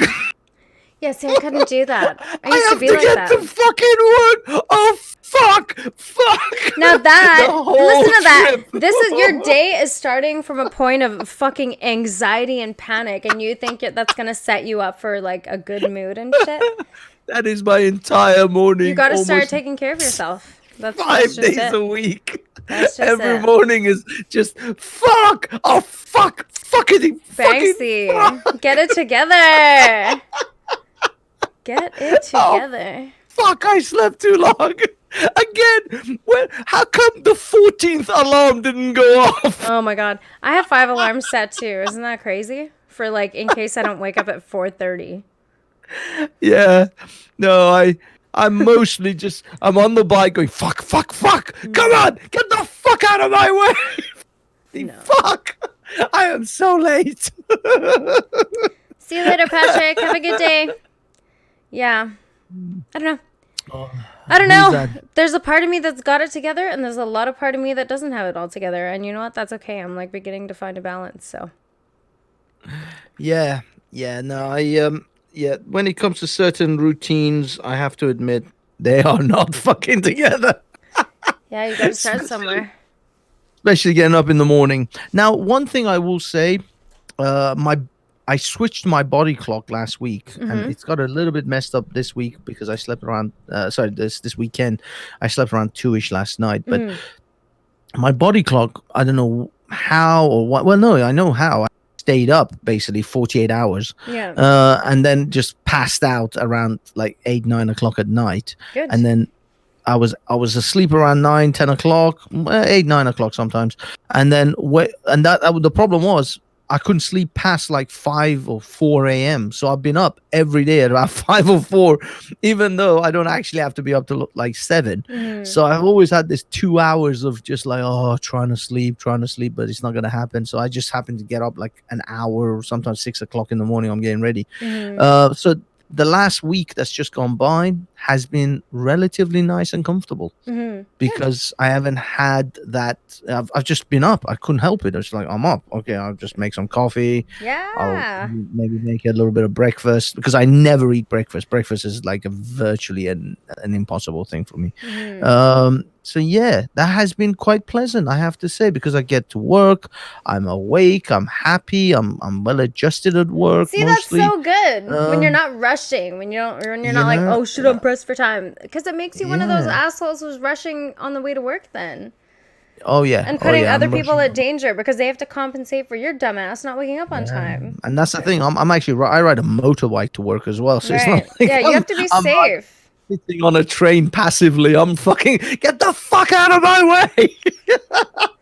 No. I literally had to create my week in Cuntville because of the number of times, because I did a series of videos called My Week in Cuntville, Hmm. because of the number of times I used to ride to work or ride back going, fuck cunt!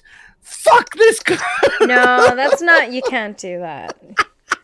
You gotta I just slow like the down. I was constantly calling people cunts and I on the mean, I'm still road. constantly calling people cunts, but you can't road rage. You can't road rage, sorry. I was, I remember I when I was first started driving how much constantly. road rage that I had, and then I started Oh, smoking weed and I calmed the fuck down, and now I yeah. drive the speed limit because it's not, I'm not the only person on the road. There are other people on the road whose safety and lives are also at risk, and I don't want to Yeah. be the person. I never want to Also, be the person who causes the problem. You see what I mean? mm, I would are rather you be the still avoider. Sorry, go ahead. are you still driving? Do you still drive, or you don't No, drive no, at no, the no. I've been taking the bus for a long time. damn, But damn. I mean, I'm but that thinking about it next year. Like, if I'm continuing to save money, I would prefer to get a car in the next couple of years. I'm not in a rush because, frankly, I okay. like being active. I like that I walk everywhere and that I move around and That's I'm in the cold and true. stuff. It's just nicer for me. It and I mean I actually started losing weight when I was commuting on foot. Of course. Uh, because you're walking, you're walking through the train station, or I mean, in London, buses, it's not going to work out. Buses will take too long, so I have to catch trains and underground and things like that. But when I do, like a couple of weeks back, my bike was for a week having services done and repairs and stuff. Hmm. And I was, for a week I had to catch a train to work. Right. And yeah, I walked quite a bit. I had to get up earlier, even though there was a few days where I was like, fuck, fuck, I'm Fuck! running. Yeah, yeah. There was a couple of fuck days, but generally they were mostly okay. A And yeah, you couple of get fuck up, you have a days. you sort of drink some coffee, and leisurely strolling to the station, Yeah. and you stay at the station, and train comes and you sit down, and maybe even like read an article or two, catch up on some reading, I'm reading Mein because Kampf right now. It's a there great you joy. go, Yeah. there you go. Oh my God, the So guys at work are like, interesting reading choice there, Amy. I'm like, I mean, how am I going to learn to take over the world if I don't learn from the best? And they just laugh. mm. So you're reading my comf at work. Everywhere on the bus. That's Damn. just the book I'm reading right now. It's not in a. Holy shit. Do people look at you funny when they see you reading it? I Do you don't get any? notice if they You do. didn't notice I any think I funny saw one looks? person staring at me who looked at the book, looked at me, and was like, "What is happening here?" Like, I'm just reading a book. Like, you're it's you're really too not brown that. to be reading this book. I know, I know. He wouldn't want me reading that book. uh, I mean, it's okay. It's okay. I mean, you could if you could change the title, say my jihad, Yeah, if same you shit. wanted to. It's the same meaning. My struggle. Oh my God, I struggle so much. He did though, and you know what? It's frightening how much you read Mm, it, and you're like, oh my God, this is just a normal person with ideas. Nothing is more dangerous than an idea. You know what I mean? I don't mm, think there's anything more dangerous than ideas. Ideas is what animate action. And if you've got the yep. wrong ideas, it's just animating the incorrect action. And that is what has a stranglehold on people's minds is Mm. ideas. You should do a review of the book I when you're will. done. I will. That would be awesome. I would most definitely be interested I in get that. through it. I'm getting through it a lot slower than usual, right? Because I'm working and stuff a lot, but I'm reading it as Mm, much as I can when I'm on the bus and yeah. when I have a little bit of time at I work. might I might look for because I say I can't really read, and the only time I get to actually sit down and read something is when I have to commute on the train. So Right. on the motorbike, it's impossible. But I do Of have course. that little time in while I'm riding to be able to listen to podcasts and stuff, which is Yes. why I listen to yours. But I'm thinking about maybe audio booking my comp if I can find it, if someone's audio booked it, and maybe listening to it over a few days that way. But that's yeah, I don't. This is the only downside of riding a bike is I used to actually be able to listen to something and read like a. I used to get like computer magazines sent to me with various articles on different computing Mm-hmm. IT stuff, and I used to be able to read a couple of articles and listen to some podcast or something all at the same time Mm-hmm. while I was on the train. Whilst now all I can do is listen to podcasts or some sort of book or something when I'm riding. So that's I do miss that occasionally about commuting. But to be honest with you, commuting in London is a pain in the ass. It's just so just shit. They Yeah. cancel things on you. They do all sorts of crap on you, and it's expensive. And you're thinking, I'm paying all this money, and I'm not getting my cup filled all the way to the top. Yeah. Yeah, it So does suck. It's yeah, and it gets more and more expensive every year, but that's just the cost of doing business. Things are going to get more this expensive. Living is going to get more challenging, but we're also going to get a lot more out of it, hopefully, right? That's what I think comes out of an increased cost of living is advancements in areas that we require. yeah, I suppose. Keeping the But roads nice and keeping hospitals up to date and all that kind of well, shit, right? supposedly, but half the time I don't even see those. The extra taxes, extra costs you're paying that translates into those I things. know. So that's what even pisses you off even more. Is okay, fine, I'm paying the money. Let's see the goods, and you don't even see the goods. And So over here, a lot of that is happening. So obviously, where we live is totally different. But here, they've mm, been doing a lot of construction. They're like upgrading the highway systems. They're adding a lot well, of that's good. roads, and they've been doing a lot to the hospitals too. But I've been hearing some horror stories about the hospital. I don't know if you listened to one of my recent ones. I was talking about one of the girls at work. Her mother-in-law's in the hospital, and for the first few days, she was in the fucking hallway. Not even in a room. Wow, And, like the hospital is already one of the that's most uncomfortable, kind of sterile, doesn't feel good places to be. I feel like it induces more sickness to be at a yeah. Well, hospital. this is the thing. This is why we get the same stories. We get the Mm-hmm. same stories in Britain. People sitting in hallways for like hours and days. This is an emergency room Right. areas. People are sitting in hallways, or their gurney or whatever it is. They've just stuck them inside of a hallway for like hours. It's crazy. It's absolutely crazy. Yeah. The Yeah, we get similar sort of stories out of this. I mean, I'll be absolutely honest with you. For most of the jobs that I've had in the last 6 7 years, I've had private healthcare, Mm-hmm. so I didn't have to use the NHS as such. I would always, I would go to a private facility if I needed anything, although I barely needed anything. Mm-hmm. But my mum, on the other hand, yeah, we have to, rely on the because the private health thing doesn't, from my work, they won't cover her. Right. So we'd had to either go to the NHS for a few things, and eventually we found that because we wanted her to have an MRI because she had this terrible back pain, Mm-hmm.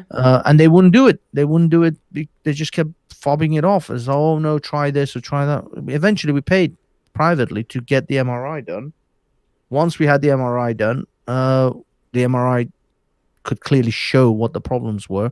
Then we went back to the NHS with the MRIs, and they were like, "Oh yeah, give her the injection. She had to have injections in the lower back."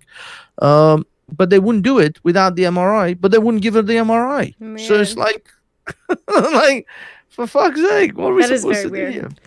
here? I know, I I know. mean, It's at it's any point in time, if you feel like something is wrong with you, you should be able to get whatever test necessary to find out, right? Because I don't think anybody just. It's very rare that there'll be an actual hypochondriac around, and usually after a few times you figure one out. But I don't think people just freak out about their health for no reason most of the time, right? They uh, feel something is off. exactly. But the problem is, it's yeah, this sort of socialized healthcare. The only issue is when they're stretched, Mm-hmm. they have to effectively ration out the variety of different things. And the thing that costs, if it costs more, like an MRI or something that costs more, then they'll try not to do it as much as possible because that budget can go towards something else or Mm-hmm. someone else.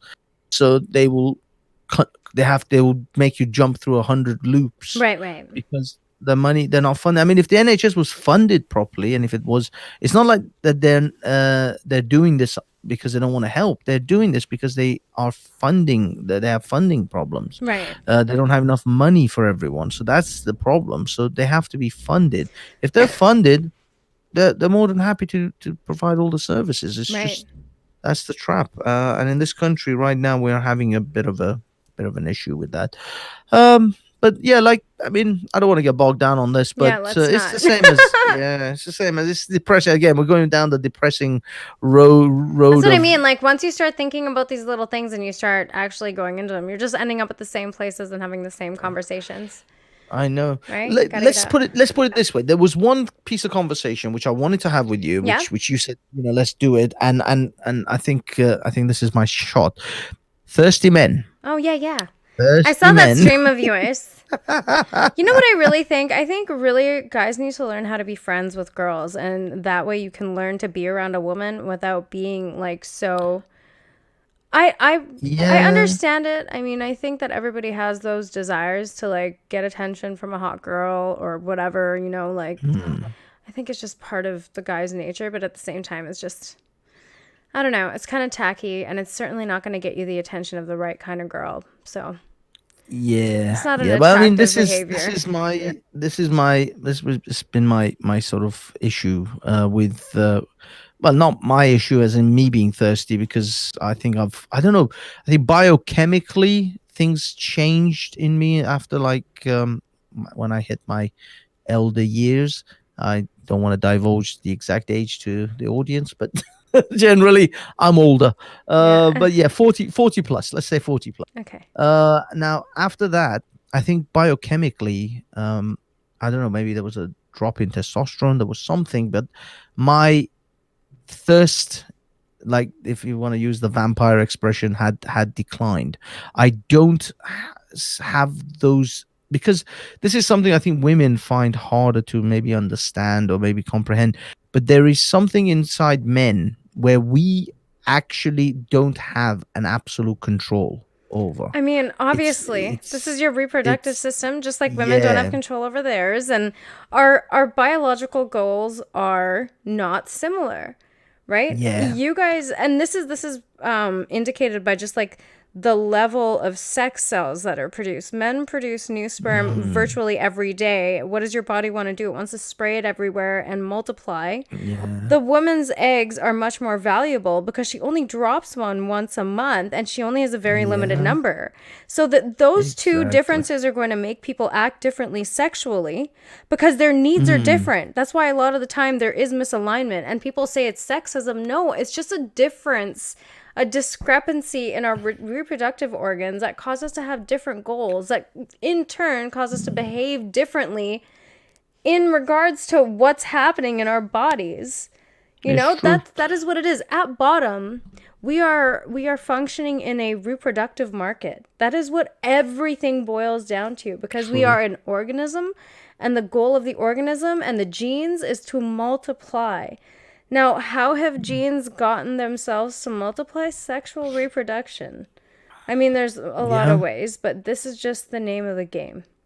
And it's unless true. you really have an understanding of that, you're not going to understand why you need to curtail some behavior, especially if you're Mm. courting or wooing or whatever it is you're doing. You have to be aware of where you're at. I know, I know. And I think this is now.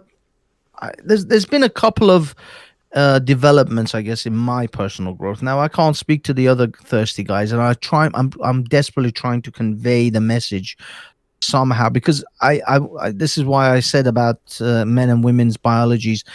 They it forces them to do things that they don't necessarily want to, Right. is because number one, yes, I can appreciate for you younger guys out there who seem to, you think it's so easy, or you think I'm just making it sound so easy that you just have to curtail and hold this beast down because it's not as easy as it is. And I Mm-hmm. understand that. I get that. That's how I was in my 20s and my 30s. I was a fucking horny animal. And I didn't, I mean, my 30s slightly better, but definitely in my 20s. I was just an idiot. So I get it. I understand where you're coming from, and I know that it's an animal that you just don't have a control. You can't just switch it on and off. It's not that easy. It's a 24-hour just mind fuck, 24/7, just telling you fuck it, fuck it, fuck it, But fuck you it, know screw what, it, though? stick it It in there. also doesn't help to live in a culture that wants to repress those feelings. If we were actually open and honest about that stuff, we would be more understanding and people would acclimate to those things. But we're Yeah. pushing the desire down. We're not talking about it like adults. And then that energy comes out in weird ways. Yeah, well, there's two things as well playing. There's the fact that people are telling you to suppress it, And then otherwise you're there's going to get be me ashamed too. of it. Push it Yeah, down but and be ashamed if you feel it. yeah, but no, there's also the other side of it where they've got magazines and posters and billboards that are constantly Exactly. saying, "Look at these pair of Right, jugs! right, right. Don't you just love them? Buy my hamburger." So it's like this conflicting, It is. diabol opposite sort of inputs that you're constantly getting. You're getting these hypocritical, if you like, inputs of Well, you're be sexually pious. turned on everywhere you go because you said adverts and all these things that are around us that use sexuality to sell products. And at the same time, they're trying to make you feel bad for having those feelings because they want to control that impulse to just direct it towards buying shit and not towards your actual human desires, which doesn't really work. Yeah, It's stupid. exactly. Exactly, and this is what I mean. So, young men, especially in your 20s, your brain is just being pulled from left to right constantly. Of, oh no, I have to behave properly, but then everybody's telling me I should be fucking something, and also social shaming as well. The first Mm-hmm. thing people want to do to shame you. This is what's been happening to me. Mm-hmm. Luckily, psychologically I'm beyond it, but the minute a woman you or you say something that is displeasing to a particular girl, like this one that I was messing with, I bet you don't get laid. I bet you never. Where's your girlfriend? Where's your girlfriend? I'm like, you see, this is social shaming immediately. To tell you that your inability to acquire sexual partners is somehow a detriment to you. You have to be ashamed to the fact that you're not sexually successful constantly. And I want to tell anyone out there who ever cares to listen to this, and I'll do it on my show. It doesn't matter whether you are Don Juan or whether you are, Jesus. It doesn't matter whether you've slept with 1,000 women or one woman. It only matters what you think of that, how you feel about that.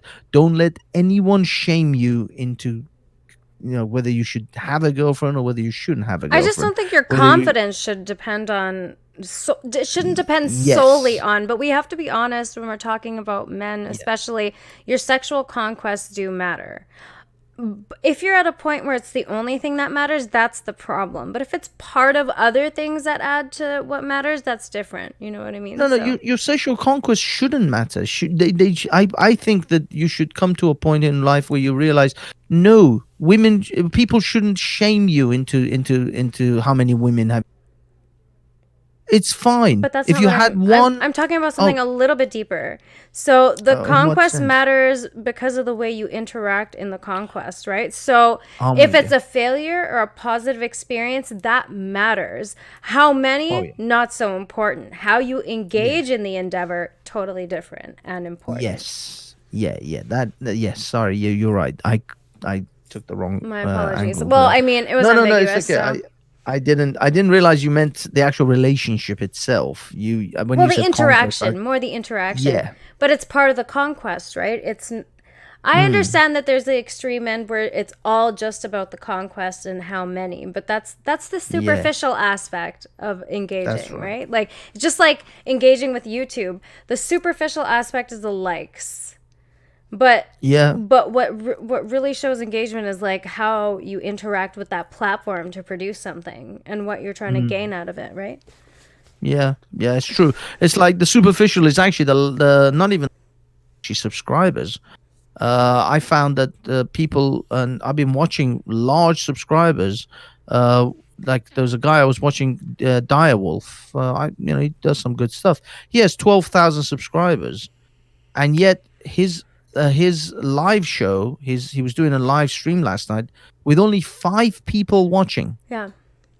You have a 12,000 subscriber base, and you can only get 5 people to watch your shit. Hmm. What is going on? So clearly the subscriber count isn't as important as the engagement. Who's watching you, who's doing things. So I guess we can equate that to the way you're.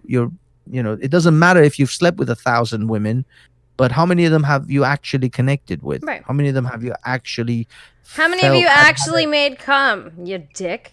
well, Like, that as well, but also how many of them have you actually had an emotional connection with? You really connected where you actually miss them after you no longer see them. I mean, I can really honestly, hands down, can tell you only one woman in my life I actually miss, even though she is the craziest bitch I have ever been in a relationship with. Hands down, one of the nuttiest, insane women I've ever been with. Totally unpredictable, yeah. completely belligerent, gets drunk when she shouldn't get drunk. All sorts of just like there's a litany of fucking reasons why I should never be with this woman.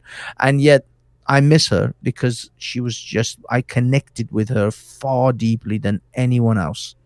I have never had that connection with anyone else. I guess this is what they call love. But what I will say is that how many women in your life have you had that level of connection where months and years later you think about her and you go, she was fucking insane, Yeah, but you might have a but she was connection so with great. someone that you just slept with once. You know what I mean? It's not necessarily about whether you miss them or not, too. Like, if it was a connecting thing, I No, guess. no. But what I mean is, it doesn't matter how many times nothing to do with sex. Just Ah, how I do see. you did you establish that Like, in general. psychological connection? Yeah, that emotional and psychological connection where you actually sit back and you think about them and you go, she might have been crazy, but she was just awesome. And You just like the I don't wild know. cards. Yeah, That's you. yeah. Yeah. So that's what I mean. That's what I'm trying to convey is don't get hung up on people socially shaming you about your prowess as a male But dude, social Don capital is Juan. everything too. That's the problem. Like we can't ignore the fact that it matters to us to some degree where we rank socially. That's why people get hurt about that, and that's something that's not going to change because we operate within hierarchies. So yes, we do care. It's not something that's going to be No, eliminated. The only I thing you think can we do do is care. We change your shouldn't care. attitude. No, I think we got to care about how we interact socially. I think it's important. I mean, no, interacting. I'm saying that having people put you in a Yeah, place or that's not give you, good. shame you Yeah, you or shouldn't care about try those to. things, like people Yeah, giving you shit for them. Right. that's You what I shouldn't mean. care That's what I'm because saying. people are telling you you should care. Yeah, the Yeah. standards they set for you Yeah. rather than the standards you set for yourself. Hmm. Don't sit around waiting for people to sorry to don't run around trying to please other people's Oh, it's standards that they've set lame. for you. You're not going to be Yeah, happy if you do that. yeah, Ever. Who gives a shit? yeah. If they're not e- paying for your bills, if they're not putting clothes on your back, and if they're not feeding you, fuck them. Like, why exactly. bother? Just go have a good time with your friends. Like, I'm going for steak dinner tonight. I'm Oh, so lovely. excited. I'm going to have a red wine and I'm going to have a nice juicy steak. I'm going to go so vegan today. Yeah, call up Vegan Gains and say, I'm about to go for a steak dinner. Would you like to live stream it? Honestly, he is the type of person that I would never bother me if I never talked to him or saw him again. After that, I never talked to him again and I was like, who cares? Why would you want to talk to a person like that? Yeah, I mean, yeah, it was a fun show or a Mhm. fun scenario. I think that was it. Really, it's like actual like further communications. Yeah, who No, you cares? Go don't fuck really. yourself, dude. It's just yeah, it's just going to become actually quite toxic. I think afterwards because that individual is. I think he's somewhat unhinged. I Oh, honestly don't. somewhat. So, That's well, the I don't want to be. understatement of the decade. Yeah, I think he has other problems Oh yeah. than people eating meat. Oh yeah. Uh, Hmm. and the weird thing is, I would be more worried about him killing a bunch of human I beings mean, than anybody who anyone is else. that dogmatic about something, you want to watch out for. That's an extreme thinker. Mm. That's not a flexible mind. That's a rigid mind. That's, Oh yeah. trying to channel their negative energy through something else that appears positive on its face, but they don't recognize the behavior, just makes it shit. It's all about Yeah. how you act in the world at the end of the day. It doesn't matter what you fucking believe, but your beliefs do animate your actions too. So that's one thing that's really shitty about growing up is when you realize like a lot of people say what they value, but they act out their values number one. So always pay attention to how people act. If you want to know what people Mm. value, pay attention to their behavior. They will That's true. show you what they value. They will tell you something different. And that That's why includes I hate me, these. right? I say Yeah. shit. Oh yeah. I don't always necessarily act in the best way. I fuck up. I make mistakes, but I still like I try to tell myself that I'm trying to do the thing, right? Or I hope I'm Mm. doing the thing, but I'm not stupid enough to think that I just because I feel it's important, I'm going to now be this beacon of excellent action and virtue. I'm not. Yeah.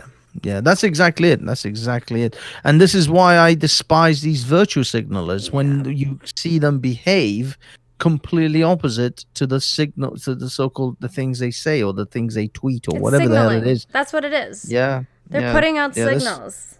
They think they're this is putting out signals, but their behavior is putting out the real signal. well, yeah, and that's the problem. You can't hide that anyway. Yeah. Your behavior will sell you out no matter what. And Mm-hmm. this actually reminds me of a thing that back in the day, the pickup artistry sort of crew were always saying this to you.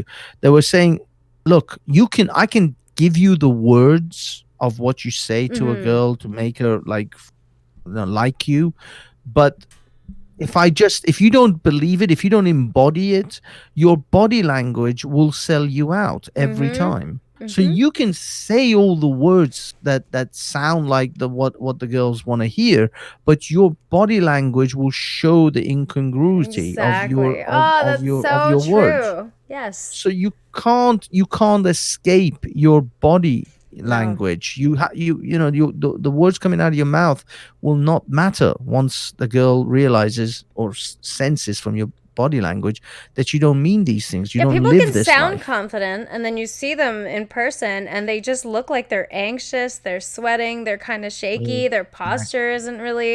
Their Exactly. posture exudes something different, like there are really little things. That's why Yeah. having seeing someone in person is always going to trump just video calling or talking on the phone because you don't get Oh, the full picture of a person until they're standing in front of you.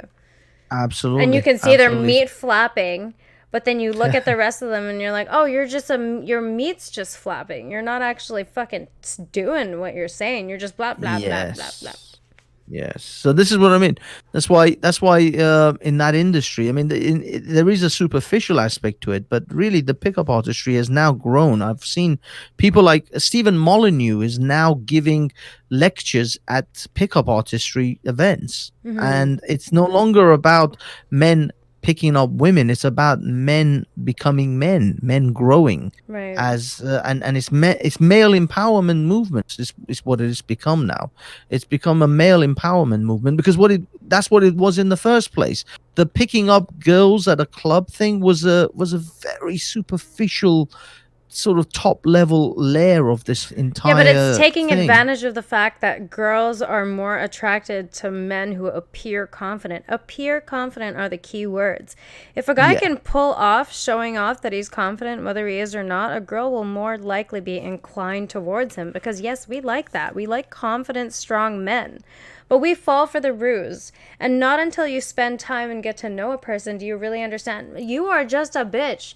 You just told yourself Mm, this story so convincingly, and it also convinced me. You lied to yourself so effectively, and now you're lying to me effectively, and I'm buying yeah. this shit too because you buy it. And that's the other complication with fucking human Mm, interaction because if someone believes in themselves so strongly, it's almost impossible to like not at first. This is a trap yeah. I've Yeah. fallen into several times. You know what I mean? It's not it takes a while. So now I'm apprehensive and Mm, I will always be a little bit more deliberate every time I actually try to get to know a guy. Like Exploration is a I can imagine.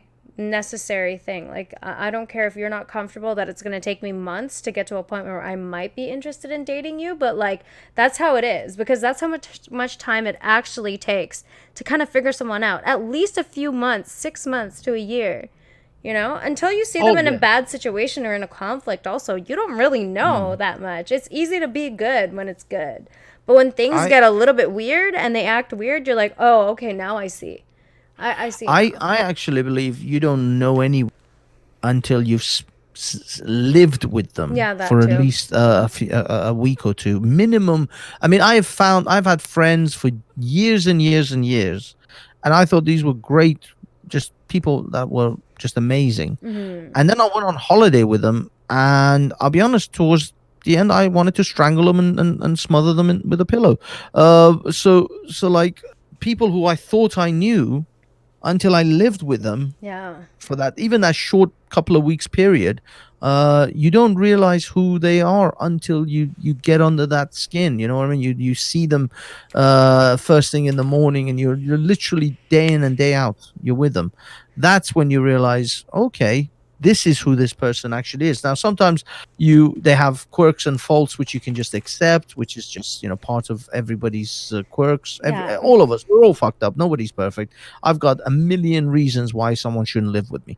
So there's everybody's got their issues, but I'm saying that you don't get to see that, you don't get to realize that until that moment. Hmm. And this is what amazes me about some people who get married, uh, like in these sort of traditional Iranian or traditional Muslim societies where they just meet the girl for 2 3 times and then they get married. I know. How is this gonna work? You barely know this person. This is Some people insane. make the business transactions work. Yeah, They just yeah, but do. it's unbelievable. I It is just so to weird. me it's like unbelievable how they Yeah. can do this. My friend got married to his wife after 3 months, uh, and and they met in Iran. They went out for a few times. They chatted, and then that's it. They got married. Yeah. Admittedly, 18 years later, 19, I think it's actually 19, 20 years later, Mhm. they're still together. Mhm. They've got a couple of great kids, lovely house, lovely family. But his wife was a homemaker. She was determined to make it happen. Mhm. She is an incredible woman. I said, if I find a woman half as good as his wife, I'll thank the stars, because she is an amazingly resilient lady. Yeah. And believe me, my mate was fucked up. He had so much shit he had to get together. He had so much that he had to fix in himself. He had so many problems. He was doing drugs. He Yeah. was not really successful in so many levels. He was a mess. He was a big mess until he met her. And I told him, I said, dude, you don't ever need to buy a lottery ticket again. You won. You just won. This woman is your lottery ticket. Take it and run with it, because this woman will sort you out. And she did. She fixed his entire life. She fixed him and his life. But this is what I mean. It really helps to have positive people around. Like, you won't catch me in a bad mood because no matter where I go to work, I'm around people who are like in a great mood. I talk to Yeah. people who are in a great mood. There you go. And There like, you if go. you have people around you who are better, they're going to start influencing you and you're going to start looking at your life and be like, yo, I need to do this because this person can do this. And it seems people make it look Yeah. simple. And it's because they've been doing it, and that encourages other people to do it as well. You know what I mean? It's just better to be It's true. better. It feels better to be better. You just feel Well, better. they say if you want to be a millionaire, hang out with millionaires. If you hang out with positive people, you will, gain a Yeah, positive outlook in positivity is life. earned. It's not something you just get. You Yeah. actually have But to what I have mean is, positive things in your environment if you want the yeah, positive shit. exactly, exactly. You will find yourself drawn to positive things, positive movements, positive people, positive conversations. Mm-hmm. So yeah, yeah, it does. It's cause and effect, and it leads hand. The one hand leads the other. But if you don't, if you constantly put yourself, and it's so easy to put yourself in negative Oh environments, yeah. negativity, destruction, and destroying is far easier than Yeah. creation and. and construction. Building a building takes years and effort and all sorts of things. Demolishing a building takes minutes. Hmm. That's the only most blatant example I can give. So yeah, to create something, to build something, it is far harder Oh yeah. than to destroy it. So to build a negative life or negative surroundings is a piece of cake. There are a million people out there who'll tell you you're a useless loser. And also But understand, like, if you're attracted to a certain kind of negativity, there's something in you that is drawn to that. It is not the negative thing's fault. It is that's true. something in you that is bringing Yeah, you to you that are. place. Yeah, either consciously or subconsciously seeking it out Familiarity is what effectively. we look for. Yeah, no, it's true. It is true. I Yep. guess sometimes we're just comfortable at being miserable. Yeah. Um, and yeah, yeah, there is actually that expression by Vince Lombardi. I forgot it exactly, but it says I'm paraphrasing at best here, but shoot, hold on, I'm trying to find it. Um, it says it's to do with winning. Winning. Hold on. See if I can find it because it is really good. It says winning is not a sometime thing. It's not an all-time thing. You don't win once in a while. You don't do the right thing once in a while. You do the right thing all of the time. Winning is a habit. Mm-hmm. Unfortunately, so is losing. Mm-hmm. And yeah, that's for me. It's a nutshell. It's the same with negativity and positivity. It's a habit. I think we fall into habits of negative Right. thoughts, negative people, negative So you surroundings. need to have as many positive habits to produce the positive results There you overall. go. Right? It's just simple There math. you go. And it's Yeah. always easy to sit here and be like, "Oh, you got to do this, you got to do that." But when it comes to actually doing it, it can be hard, right? Because you can't you are a prisoner of your own mind and all the things that have made you this way. So, I don't know what it is exactly that makes people click into like an awake state where they're like gaining awareness or coming into awareness at some point, they're not just flying by the seat of their Mm. pants all the time. It has to be some sort of dramatic experience, usually, unless you're just a smart person and you've always been like that. Yeah. No, absolutely. Absolutely. I say it's not easy. No. It's not easy, and it's a daily grind. And I think no one better than you knows the daily grind because because you have been on this for a while actually. And as I say, I find your resilience amazing. I find it Thanks. like I appreciate it. and your tenacity to just keep going because I don't know. I mean, I guess you this is the reason why you're at odds maybe with your parents too, because you're very set in your mind and in your ways, and you don't take no shit. I'm just a singularity that can't be contained, and that's what my parents wanted to do to me. And it's like my two ex You know? boyfriends, like they like me the way that I am, then they get me, and they just want to contain me, and I'm like, fucking leave me alone. I just need to be all over the place and wild because that's just how I am, and Mm. I'm finally learning how to work with that. Right? I have my Yeah. limitations. It's not like I can't fucking do shit. I understand. Mm. It's just about like accepting the things that you can't do and like working around them, right? And I'm lucky Yeah. that I have a good attitude, and I went through a lot of shit when I was younger, and I'm glad for that because that helped shape my attitude. All the shit that happened when I was Yeah. younger. I So think I'm so. I think lucky. that. I'm lucky I went through that. Yeah, I mean, our past and our experiences makes us where we are. If you're happy where you are today in life, then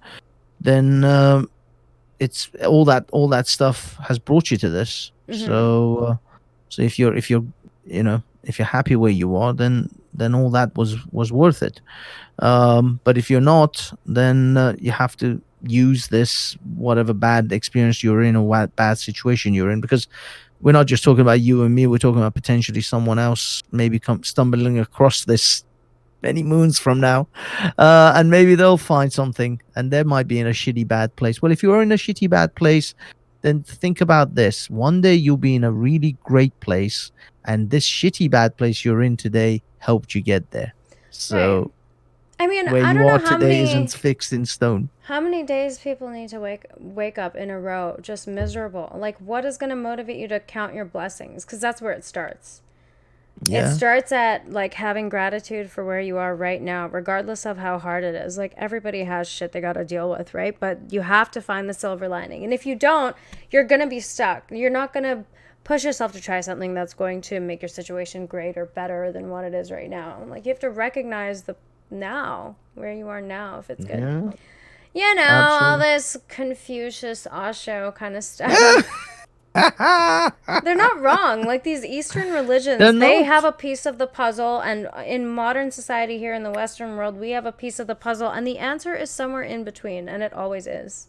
There's Mm, parts of this that are good. There's parts of that are good. There's parts of yeah. being a liberal that are good, and there's parts of being a Republican that are good. And like, not one side is totally wrong or totally right. It is a mix, and it's up to us to kind of find Yeah. those things, put them together, and integrate them in a way that's going to produce good results. For some reason, we're Absolutely. just fighting, right? Because we have this human aspect of us that is just so deep in our genes, like tribalism. And a lot of the time it's people are just so dedicated to their tribe that no matter what ideas are flowing through that tribe, they're just fucking taking them on because of the tribe.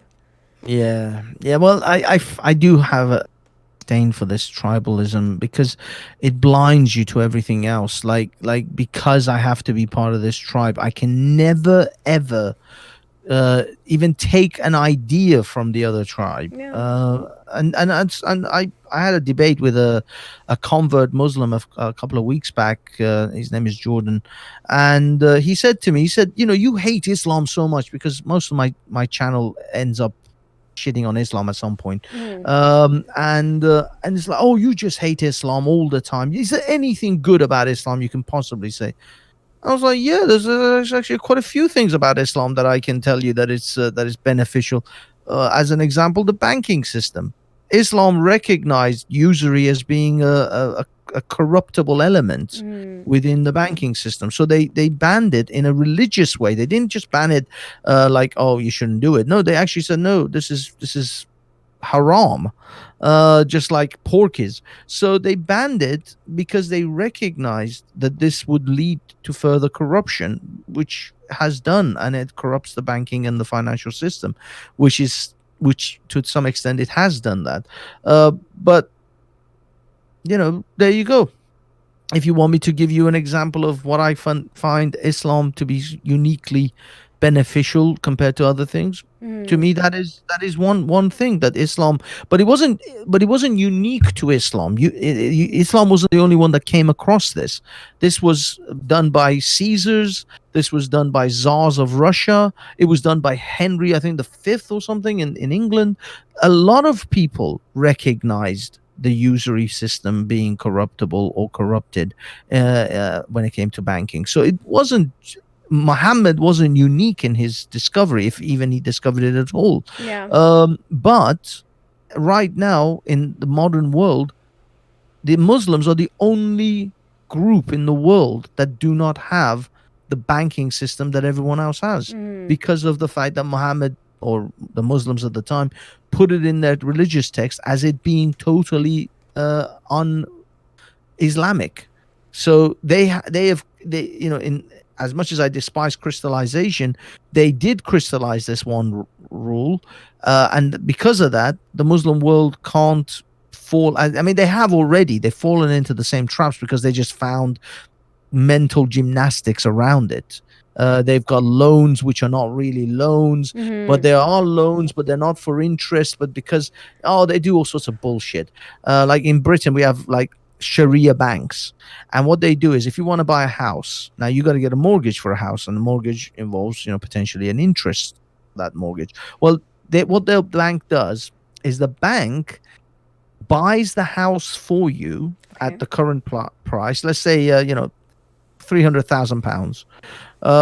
You buy the house for three. The bank buys it for £300,000. The mortgage is 25 years. The Mm. bank estimates that this house will rise in price to X amount in the next 25 years. Mm. So the bank gives you a mortgage for the amount that this house will increase in 25 years. So if the house is worth £1 million in 25 years, the bank will give you a mortgage, an interest free mortgage, for £1 million, not for Okay. $300,000 pounds. So you have to actually take a mortgage out for £1 million rather than a £300,000 mortgage, Okay. because you can't have interest. So it's like some mental gymnastics that they've decided to play on this. But it's not really in against it's against the spirit of what that was supposed to be. The spirit of that law was, you don't have interest on the money you loan. If Mm-hmm. I loan you £20, I just get back £20 because I'm lending it to you for you to benefit from whatever it is you need right now. You need £20 to buy some groceries, and next week you'll have £20 and you'll give me that £20 back. I don't charge You don't charge interest if a friend of you says, "Oh, can I borrow $20 off you?" Right, right. You know what I mean? That's how they expected loans to be. Loans are to be given for good, based on good faith, rather Yeah, than right. that I'm going to make money out of this loan. Mm-hmm. That was the purpose of it, and now Muslim countries are just bullshitting around with it. But what I mean is, when it comes to tribal divisions and accepting anything from the other tribe, if Donald Trump found the fountain of youth tomorrow and said, if you drink from this, you will become 20 again, the Democrats will fucking reject it. Yeah. Will spit in the pool because I say don't because Donald Trump found it. Yeah. It's like nonsense like that. Where if this person that you deem to be your enemy politically or ideologically Mm-hmm. does something good, you can't acknowledge that thing because it's not done because Mm-hmm. he's your enemy. It's crazy, absolutely crazy. I don't really care whether a Muslim or a Christian or an atheist discovers some new, I don't know, let's say a new form of energy that Right. is going to save us from burning fossil fuels and just reverse the whole of mankind's um energy use and give free energy to everyone and just make it amazing, this amazing new energy. So I don't care if it was a Muslim who came along and found it. I'm not going to suddenly go, oh, no, no, we can't use this. I'm Yeah. sorry. A Yeah. Muslim discovered this shit. No, this is insane. Science, ironically, science and the scientific discourse and the scientific world doesn't work that way. If a Russian finds something, he doesn't hoard it to himself, or the Americans say, oh, no, we can't use this rocket technology because a Russian discovered it. Everybody seems to exchange this information readily amongst the scientific world, but we don't seem to have the same attitude towards other things. Medicine is like one of them. If we actually, I've seen people discover medicines, and God knows what other medicines have been discovered, where big pharmaceutical companies have bought these off and just buried them Mm-hmm. because it's unprofitable for them, or because this medicine is just gonna sort of make their other treatable or because they make medicines that cure things, and then they make medicines to treat symptoms. Now, God knows how many types of medicines that these pharmaceutical companies have just buried because it makes their other products redundant. Mm-hmm. And they people do some nasty shit. They do some really, especially when it comes to the pharmaceutical world, in which you're dealing with people's lives. You're dealing with life and death, and you're trying to make a buck out of those things in people's lives. This is it's a little bit bad. But anyway, screw all that. Amy, are you getting ready to go? Because I presume you're. Actually, I was just thinking that I'm quickly gonna make some breakfast. I gotta check my laundry. You know what happened? I actually went upstairs, and when I switched the laundry, the dryer wasn't turning on. So I had to tell my landlords, and I just messaged them now to check if it worked. I'm like, can you just turn it on for me? Because I gotta go now. And they're like, yeah, that's fine. I was like, I'll come check Nice. in a couple hours. So I'll go do that. But it was good to catch up with you and talk to you. I hope you're It feeling a bit was better. awesome.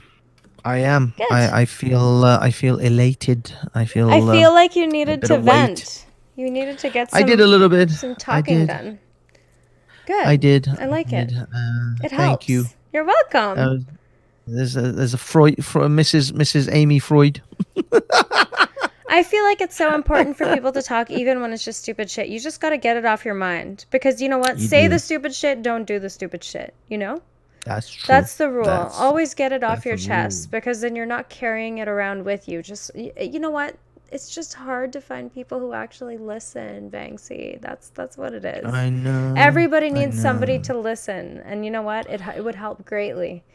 But it It actually was. requires giving a shit about people to understand why listening is so important.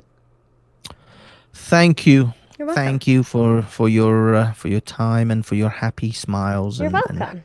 ways. You're always you welcome. give you give so much. You give and you give and you give. I'm just in a good mood, and you know what? It makes people feel good, and that makes me happy. That is true. That is true. Yeah.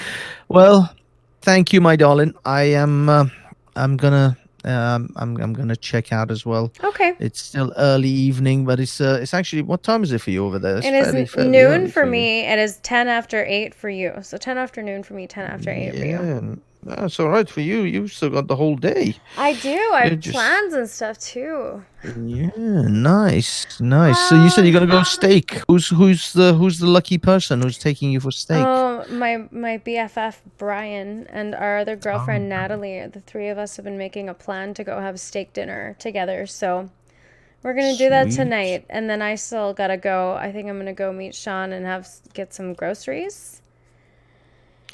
All right. Oh, wait a minute. Super creature wants to ask a question about Iran. I don't know if there's a lag. Sure. Let's see if he can do that. This will probably be the first and last question. So go super. We should do an AMA together. We should totally. I am so in for that. We should. Apples and Let's AMA. Apple tasting and AMA in one show because the whole apple show tasting. is not going to be Yes, tasting the apple. That would be fun. that is true. We That can is true. That interact with the apple. audience and we can make a fun game or something. You I know? gotta make a note of this. Actually, I'm gonna put it in our Discord chat And the here. questions are going to be no politics. Fuck your politics. We want everything but politics, okay? Ask me anything. AMA. Yep. Right. Ask me Yes. anything. All right. All right. All right.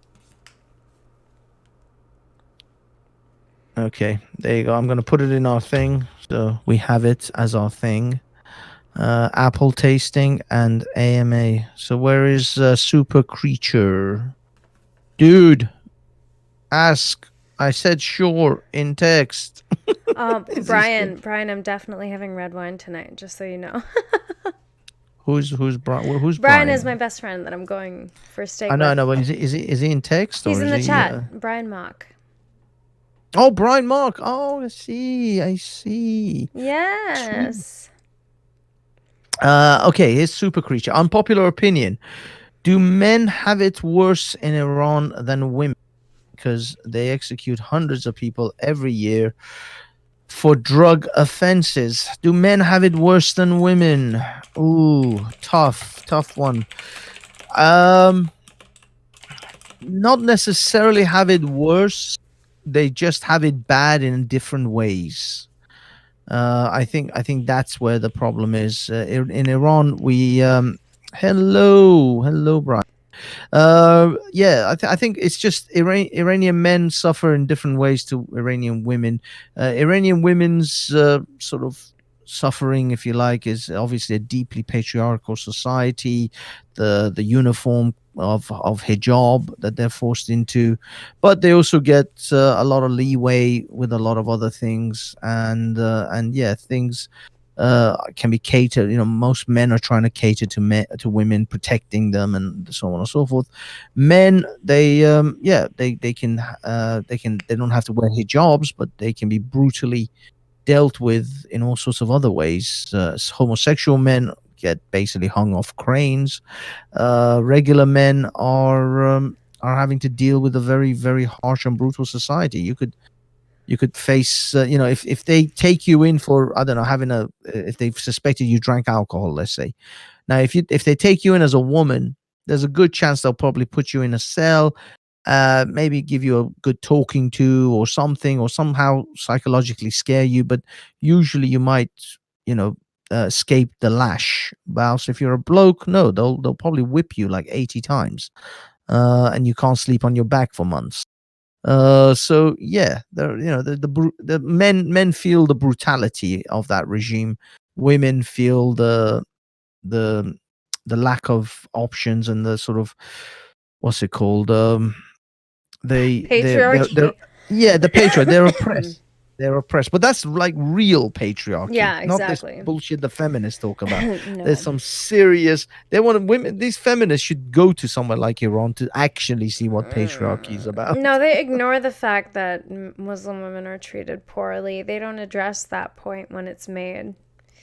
They just Exactly. say, with female empowerment, wear the hijab. It's like, hey, asshole, that is a symbol of oppression, but okay. Exactly. Exactly. You do you, boo. They Good give two job. shits about the fact that women are literally caged in their clothes Yeah. in the Middle East, whilst over here they'll wear the hijab in solidarity with Muslim sisters. Right? Whilst there are women in Iran literally going to prison, being beaten in prison Mm-hmm. because they dared to take the hijab off in protest in the streets of Iran. So yeah, there you go. There's I feminism hope your for you. question was answered there, super creature. I got a really cute sticker, super chat or whatever it was earlier from Chris. Chris, thank you so much. That was super cute. Oh, oh, that was. Oh, so now with super chats, you can actually give stickers. Is that Yeah. is that is that how that Yeah, it works? was kind of cute, but I noticed that like Nice. the automated messages I Um, had set up through Streamlabs don't actually show up in the chat anymore, and everything I needed to set up to make that work is set up. So I'm assuming that they've probably removed that option, YouTube, to do that because who knows why. I mean, I oh don't no, know. no, no! I still get it. I still get them. What you want to Okay. do is, instead of using the Streamlabs OBS application to make your notifications, go to the Streamlabs website and set up Oh. your notifications through the website. They don't seem to work when I do it in the OBS Labs, the OBS Streamlabs. Well, I pay for Streamlabs Prime now so that I can add graphics. So I think Mm. what I'm going to do is I'm actually going to do a test stream where I can set up what I want it to look like, cuz earlier in the chat I was actually trying to add the chat box in, but for some reason it wasn't populating what was happening in the chat, so I got to figure out what's Um, going on with that, and then yeah.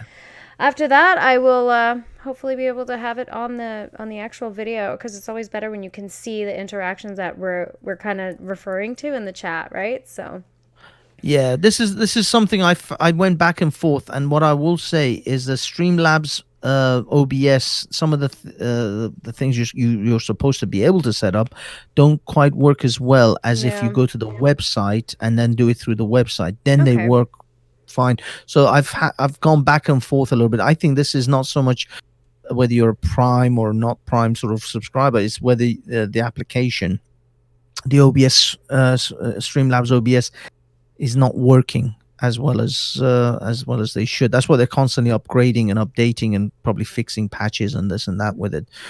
So if you find something not doesn't work on in the OBS Streamlabs, go to the OBS website, okay. I will do do the that same then. thing, and it will yeah, it'll get you going that way. Okay, darling. Um, all right, my love. Thank you for having me. Thank you for coming. I I will. Guess do I just drop off this Yeah, you thing? just drop off. I'm gonna try and use another scene and say bye, but you say bye to me. No problem. Bye. Love Bye. you. Love you too. Let's see if I can make this work. Can I? Oh, there it is. So cool. Thanks for coming, guys. I just honestly wanted to try this background because I like it and it's all trippy and cute. So, thanks for coming. It was nice to see you. Good to see a lively chat, and hopefully, we shall return soon. Big up, big thank you to Banksy for coming and chatting. And 2 hours and 30 minutes. We went over so fast, so quickly. Time flies when you're having fun. Okay, biggest. Mwah. Bye.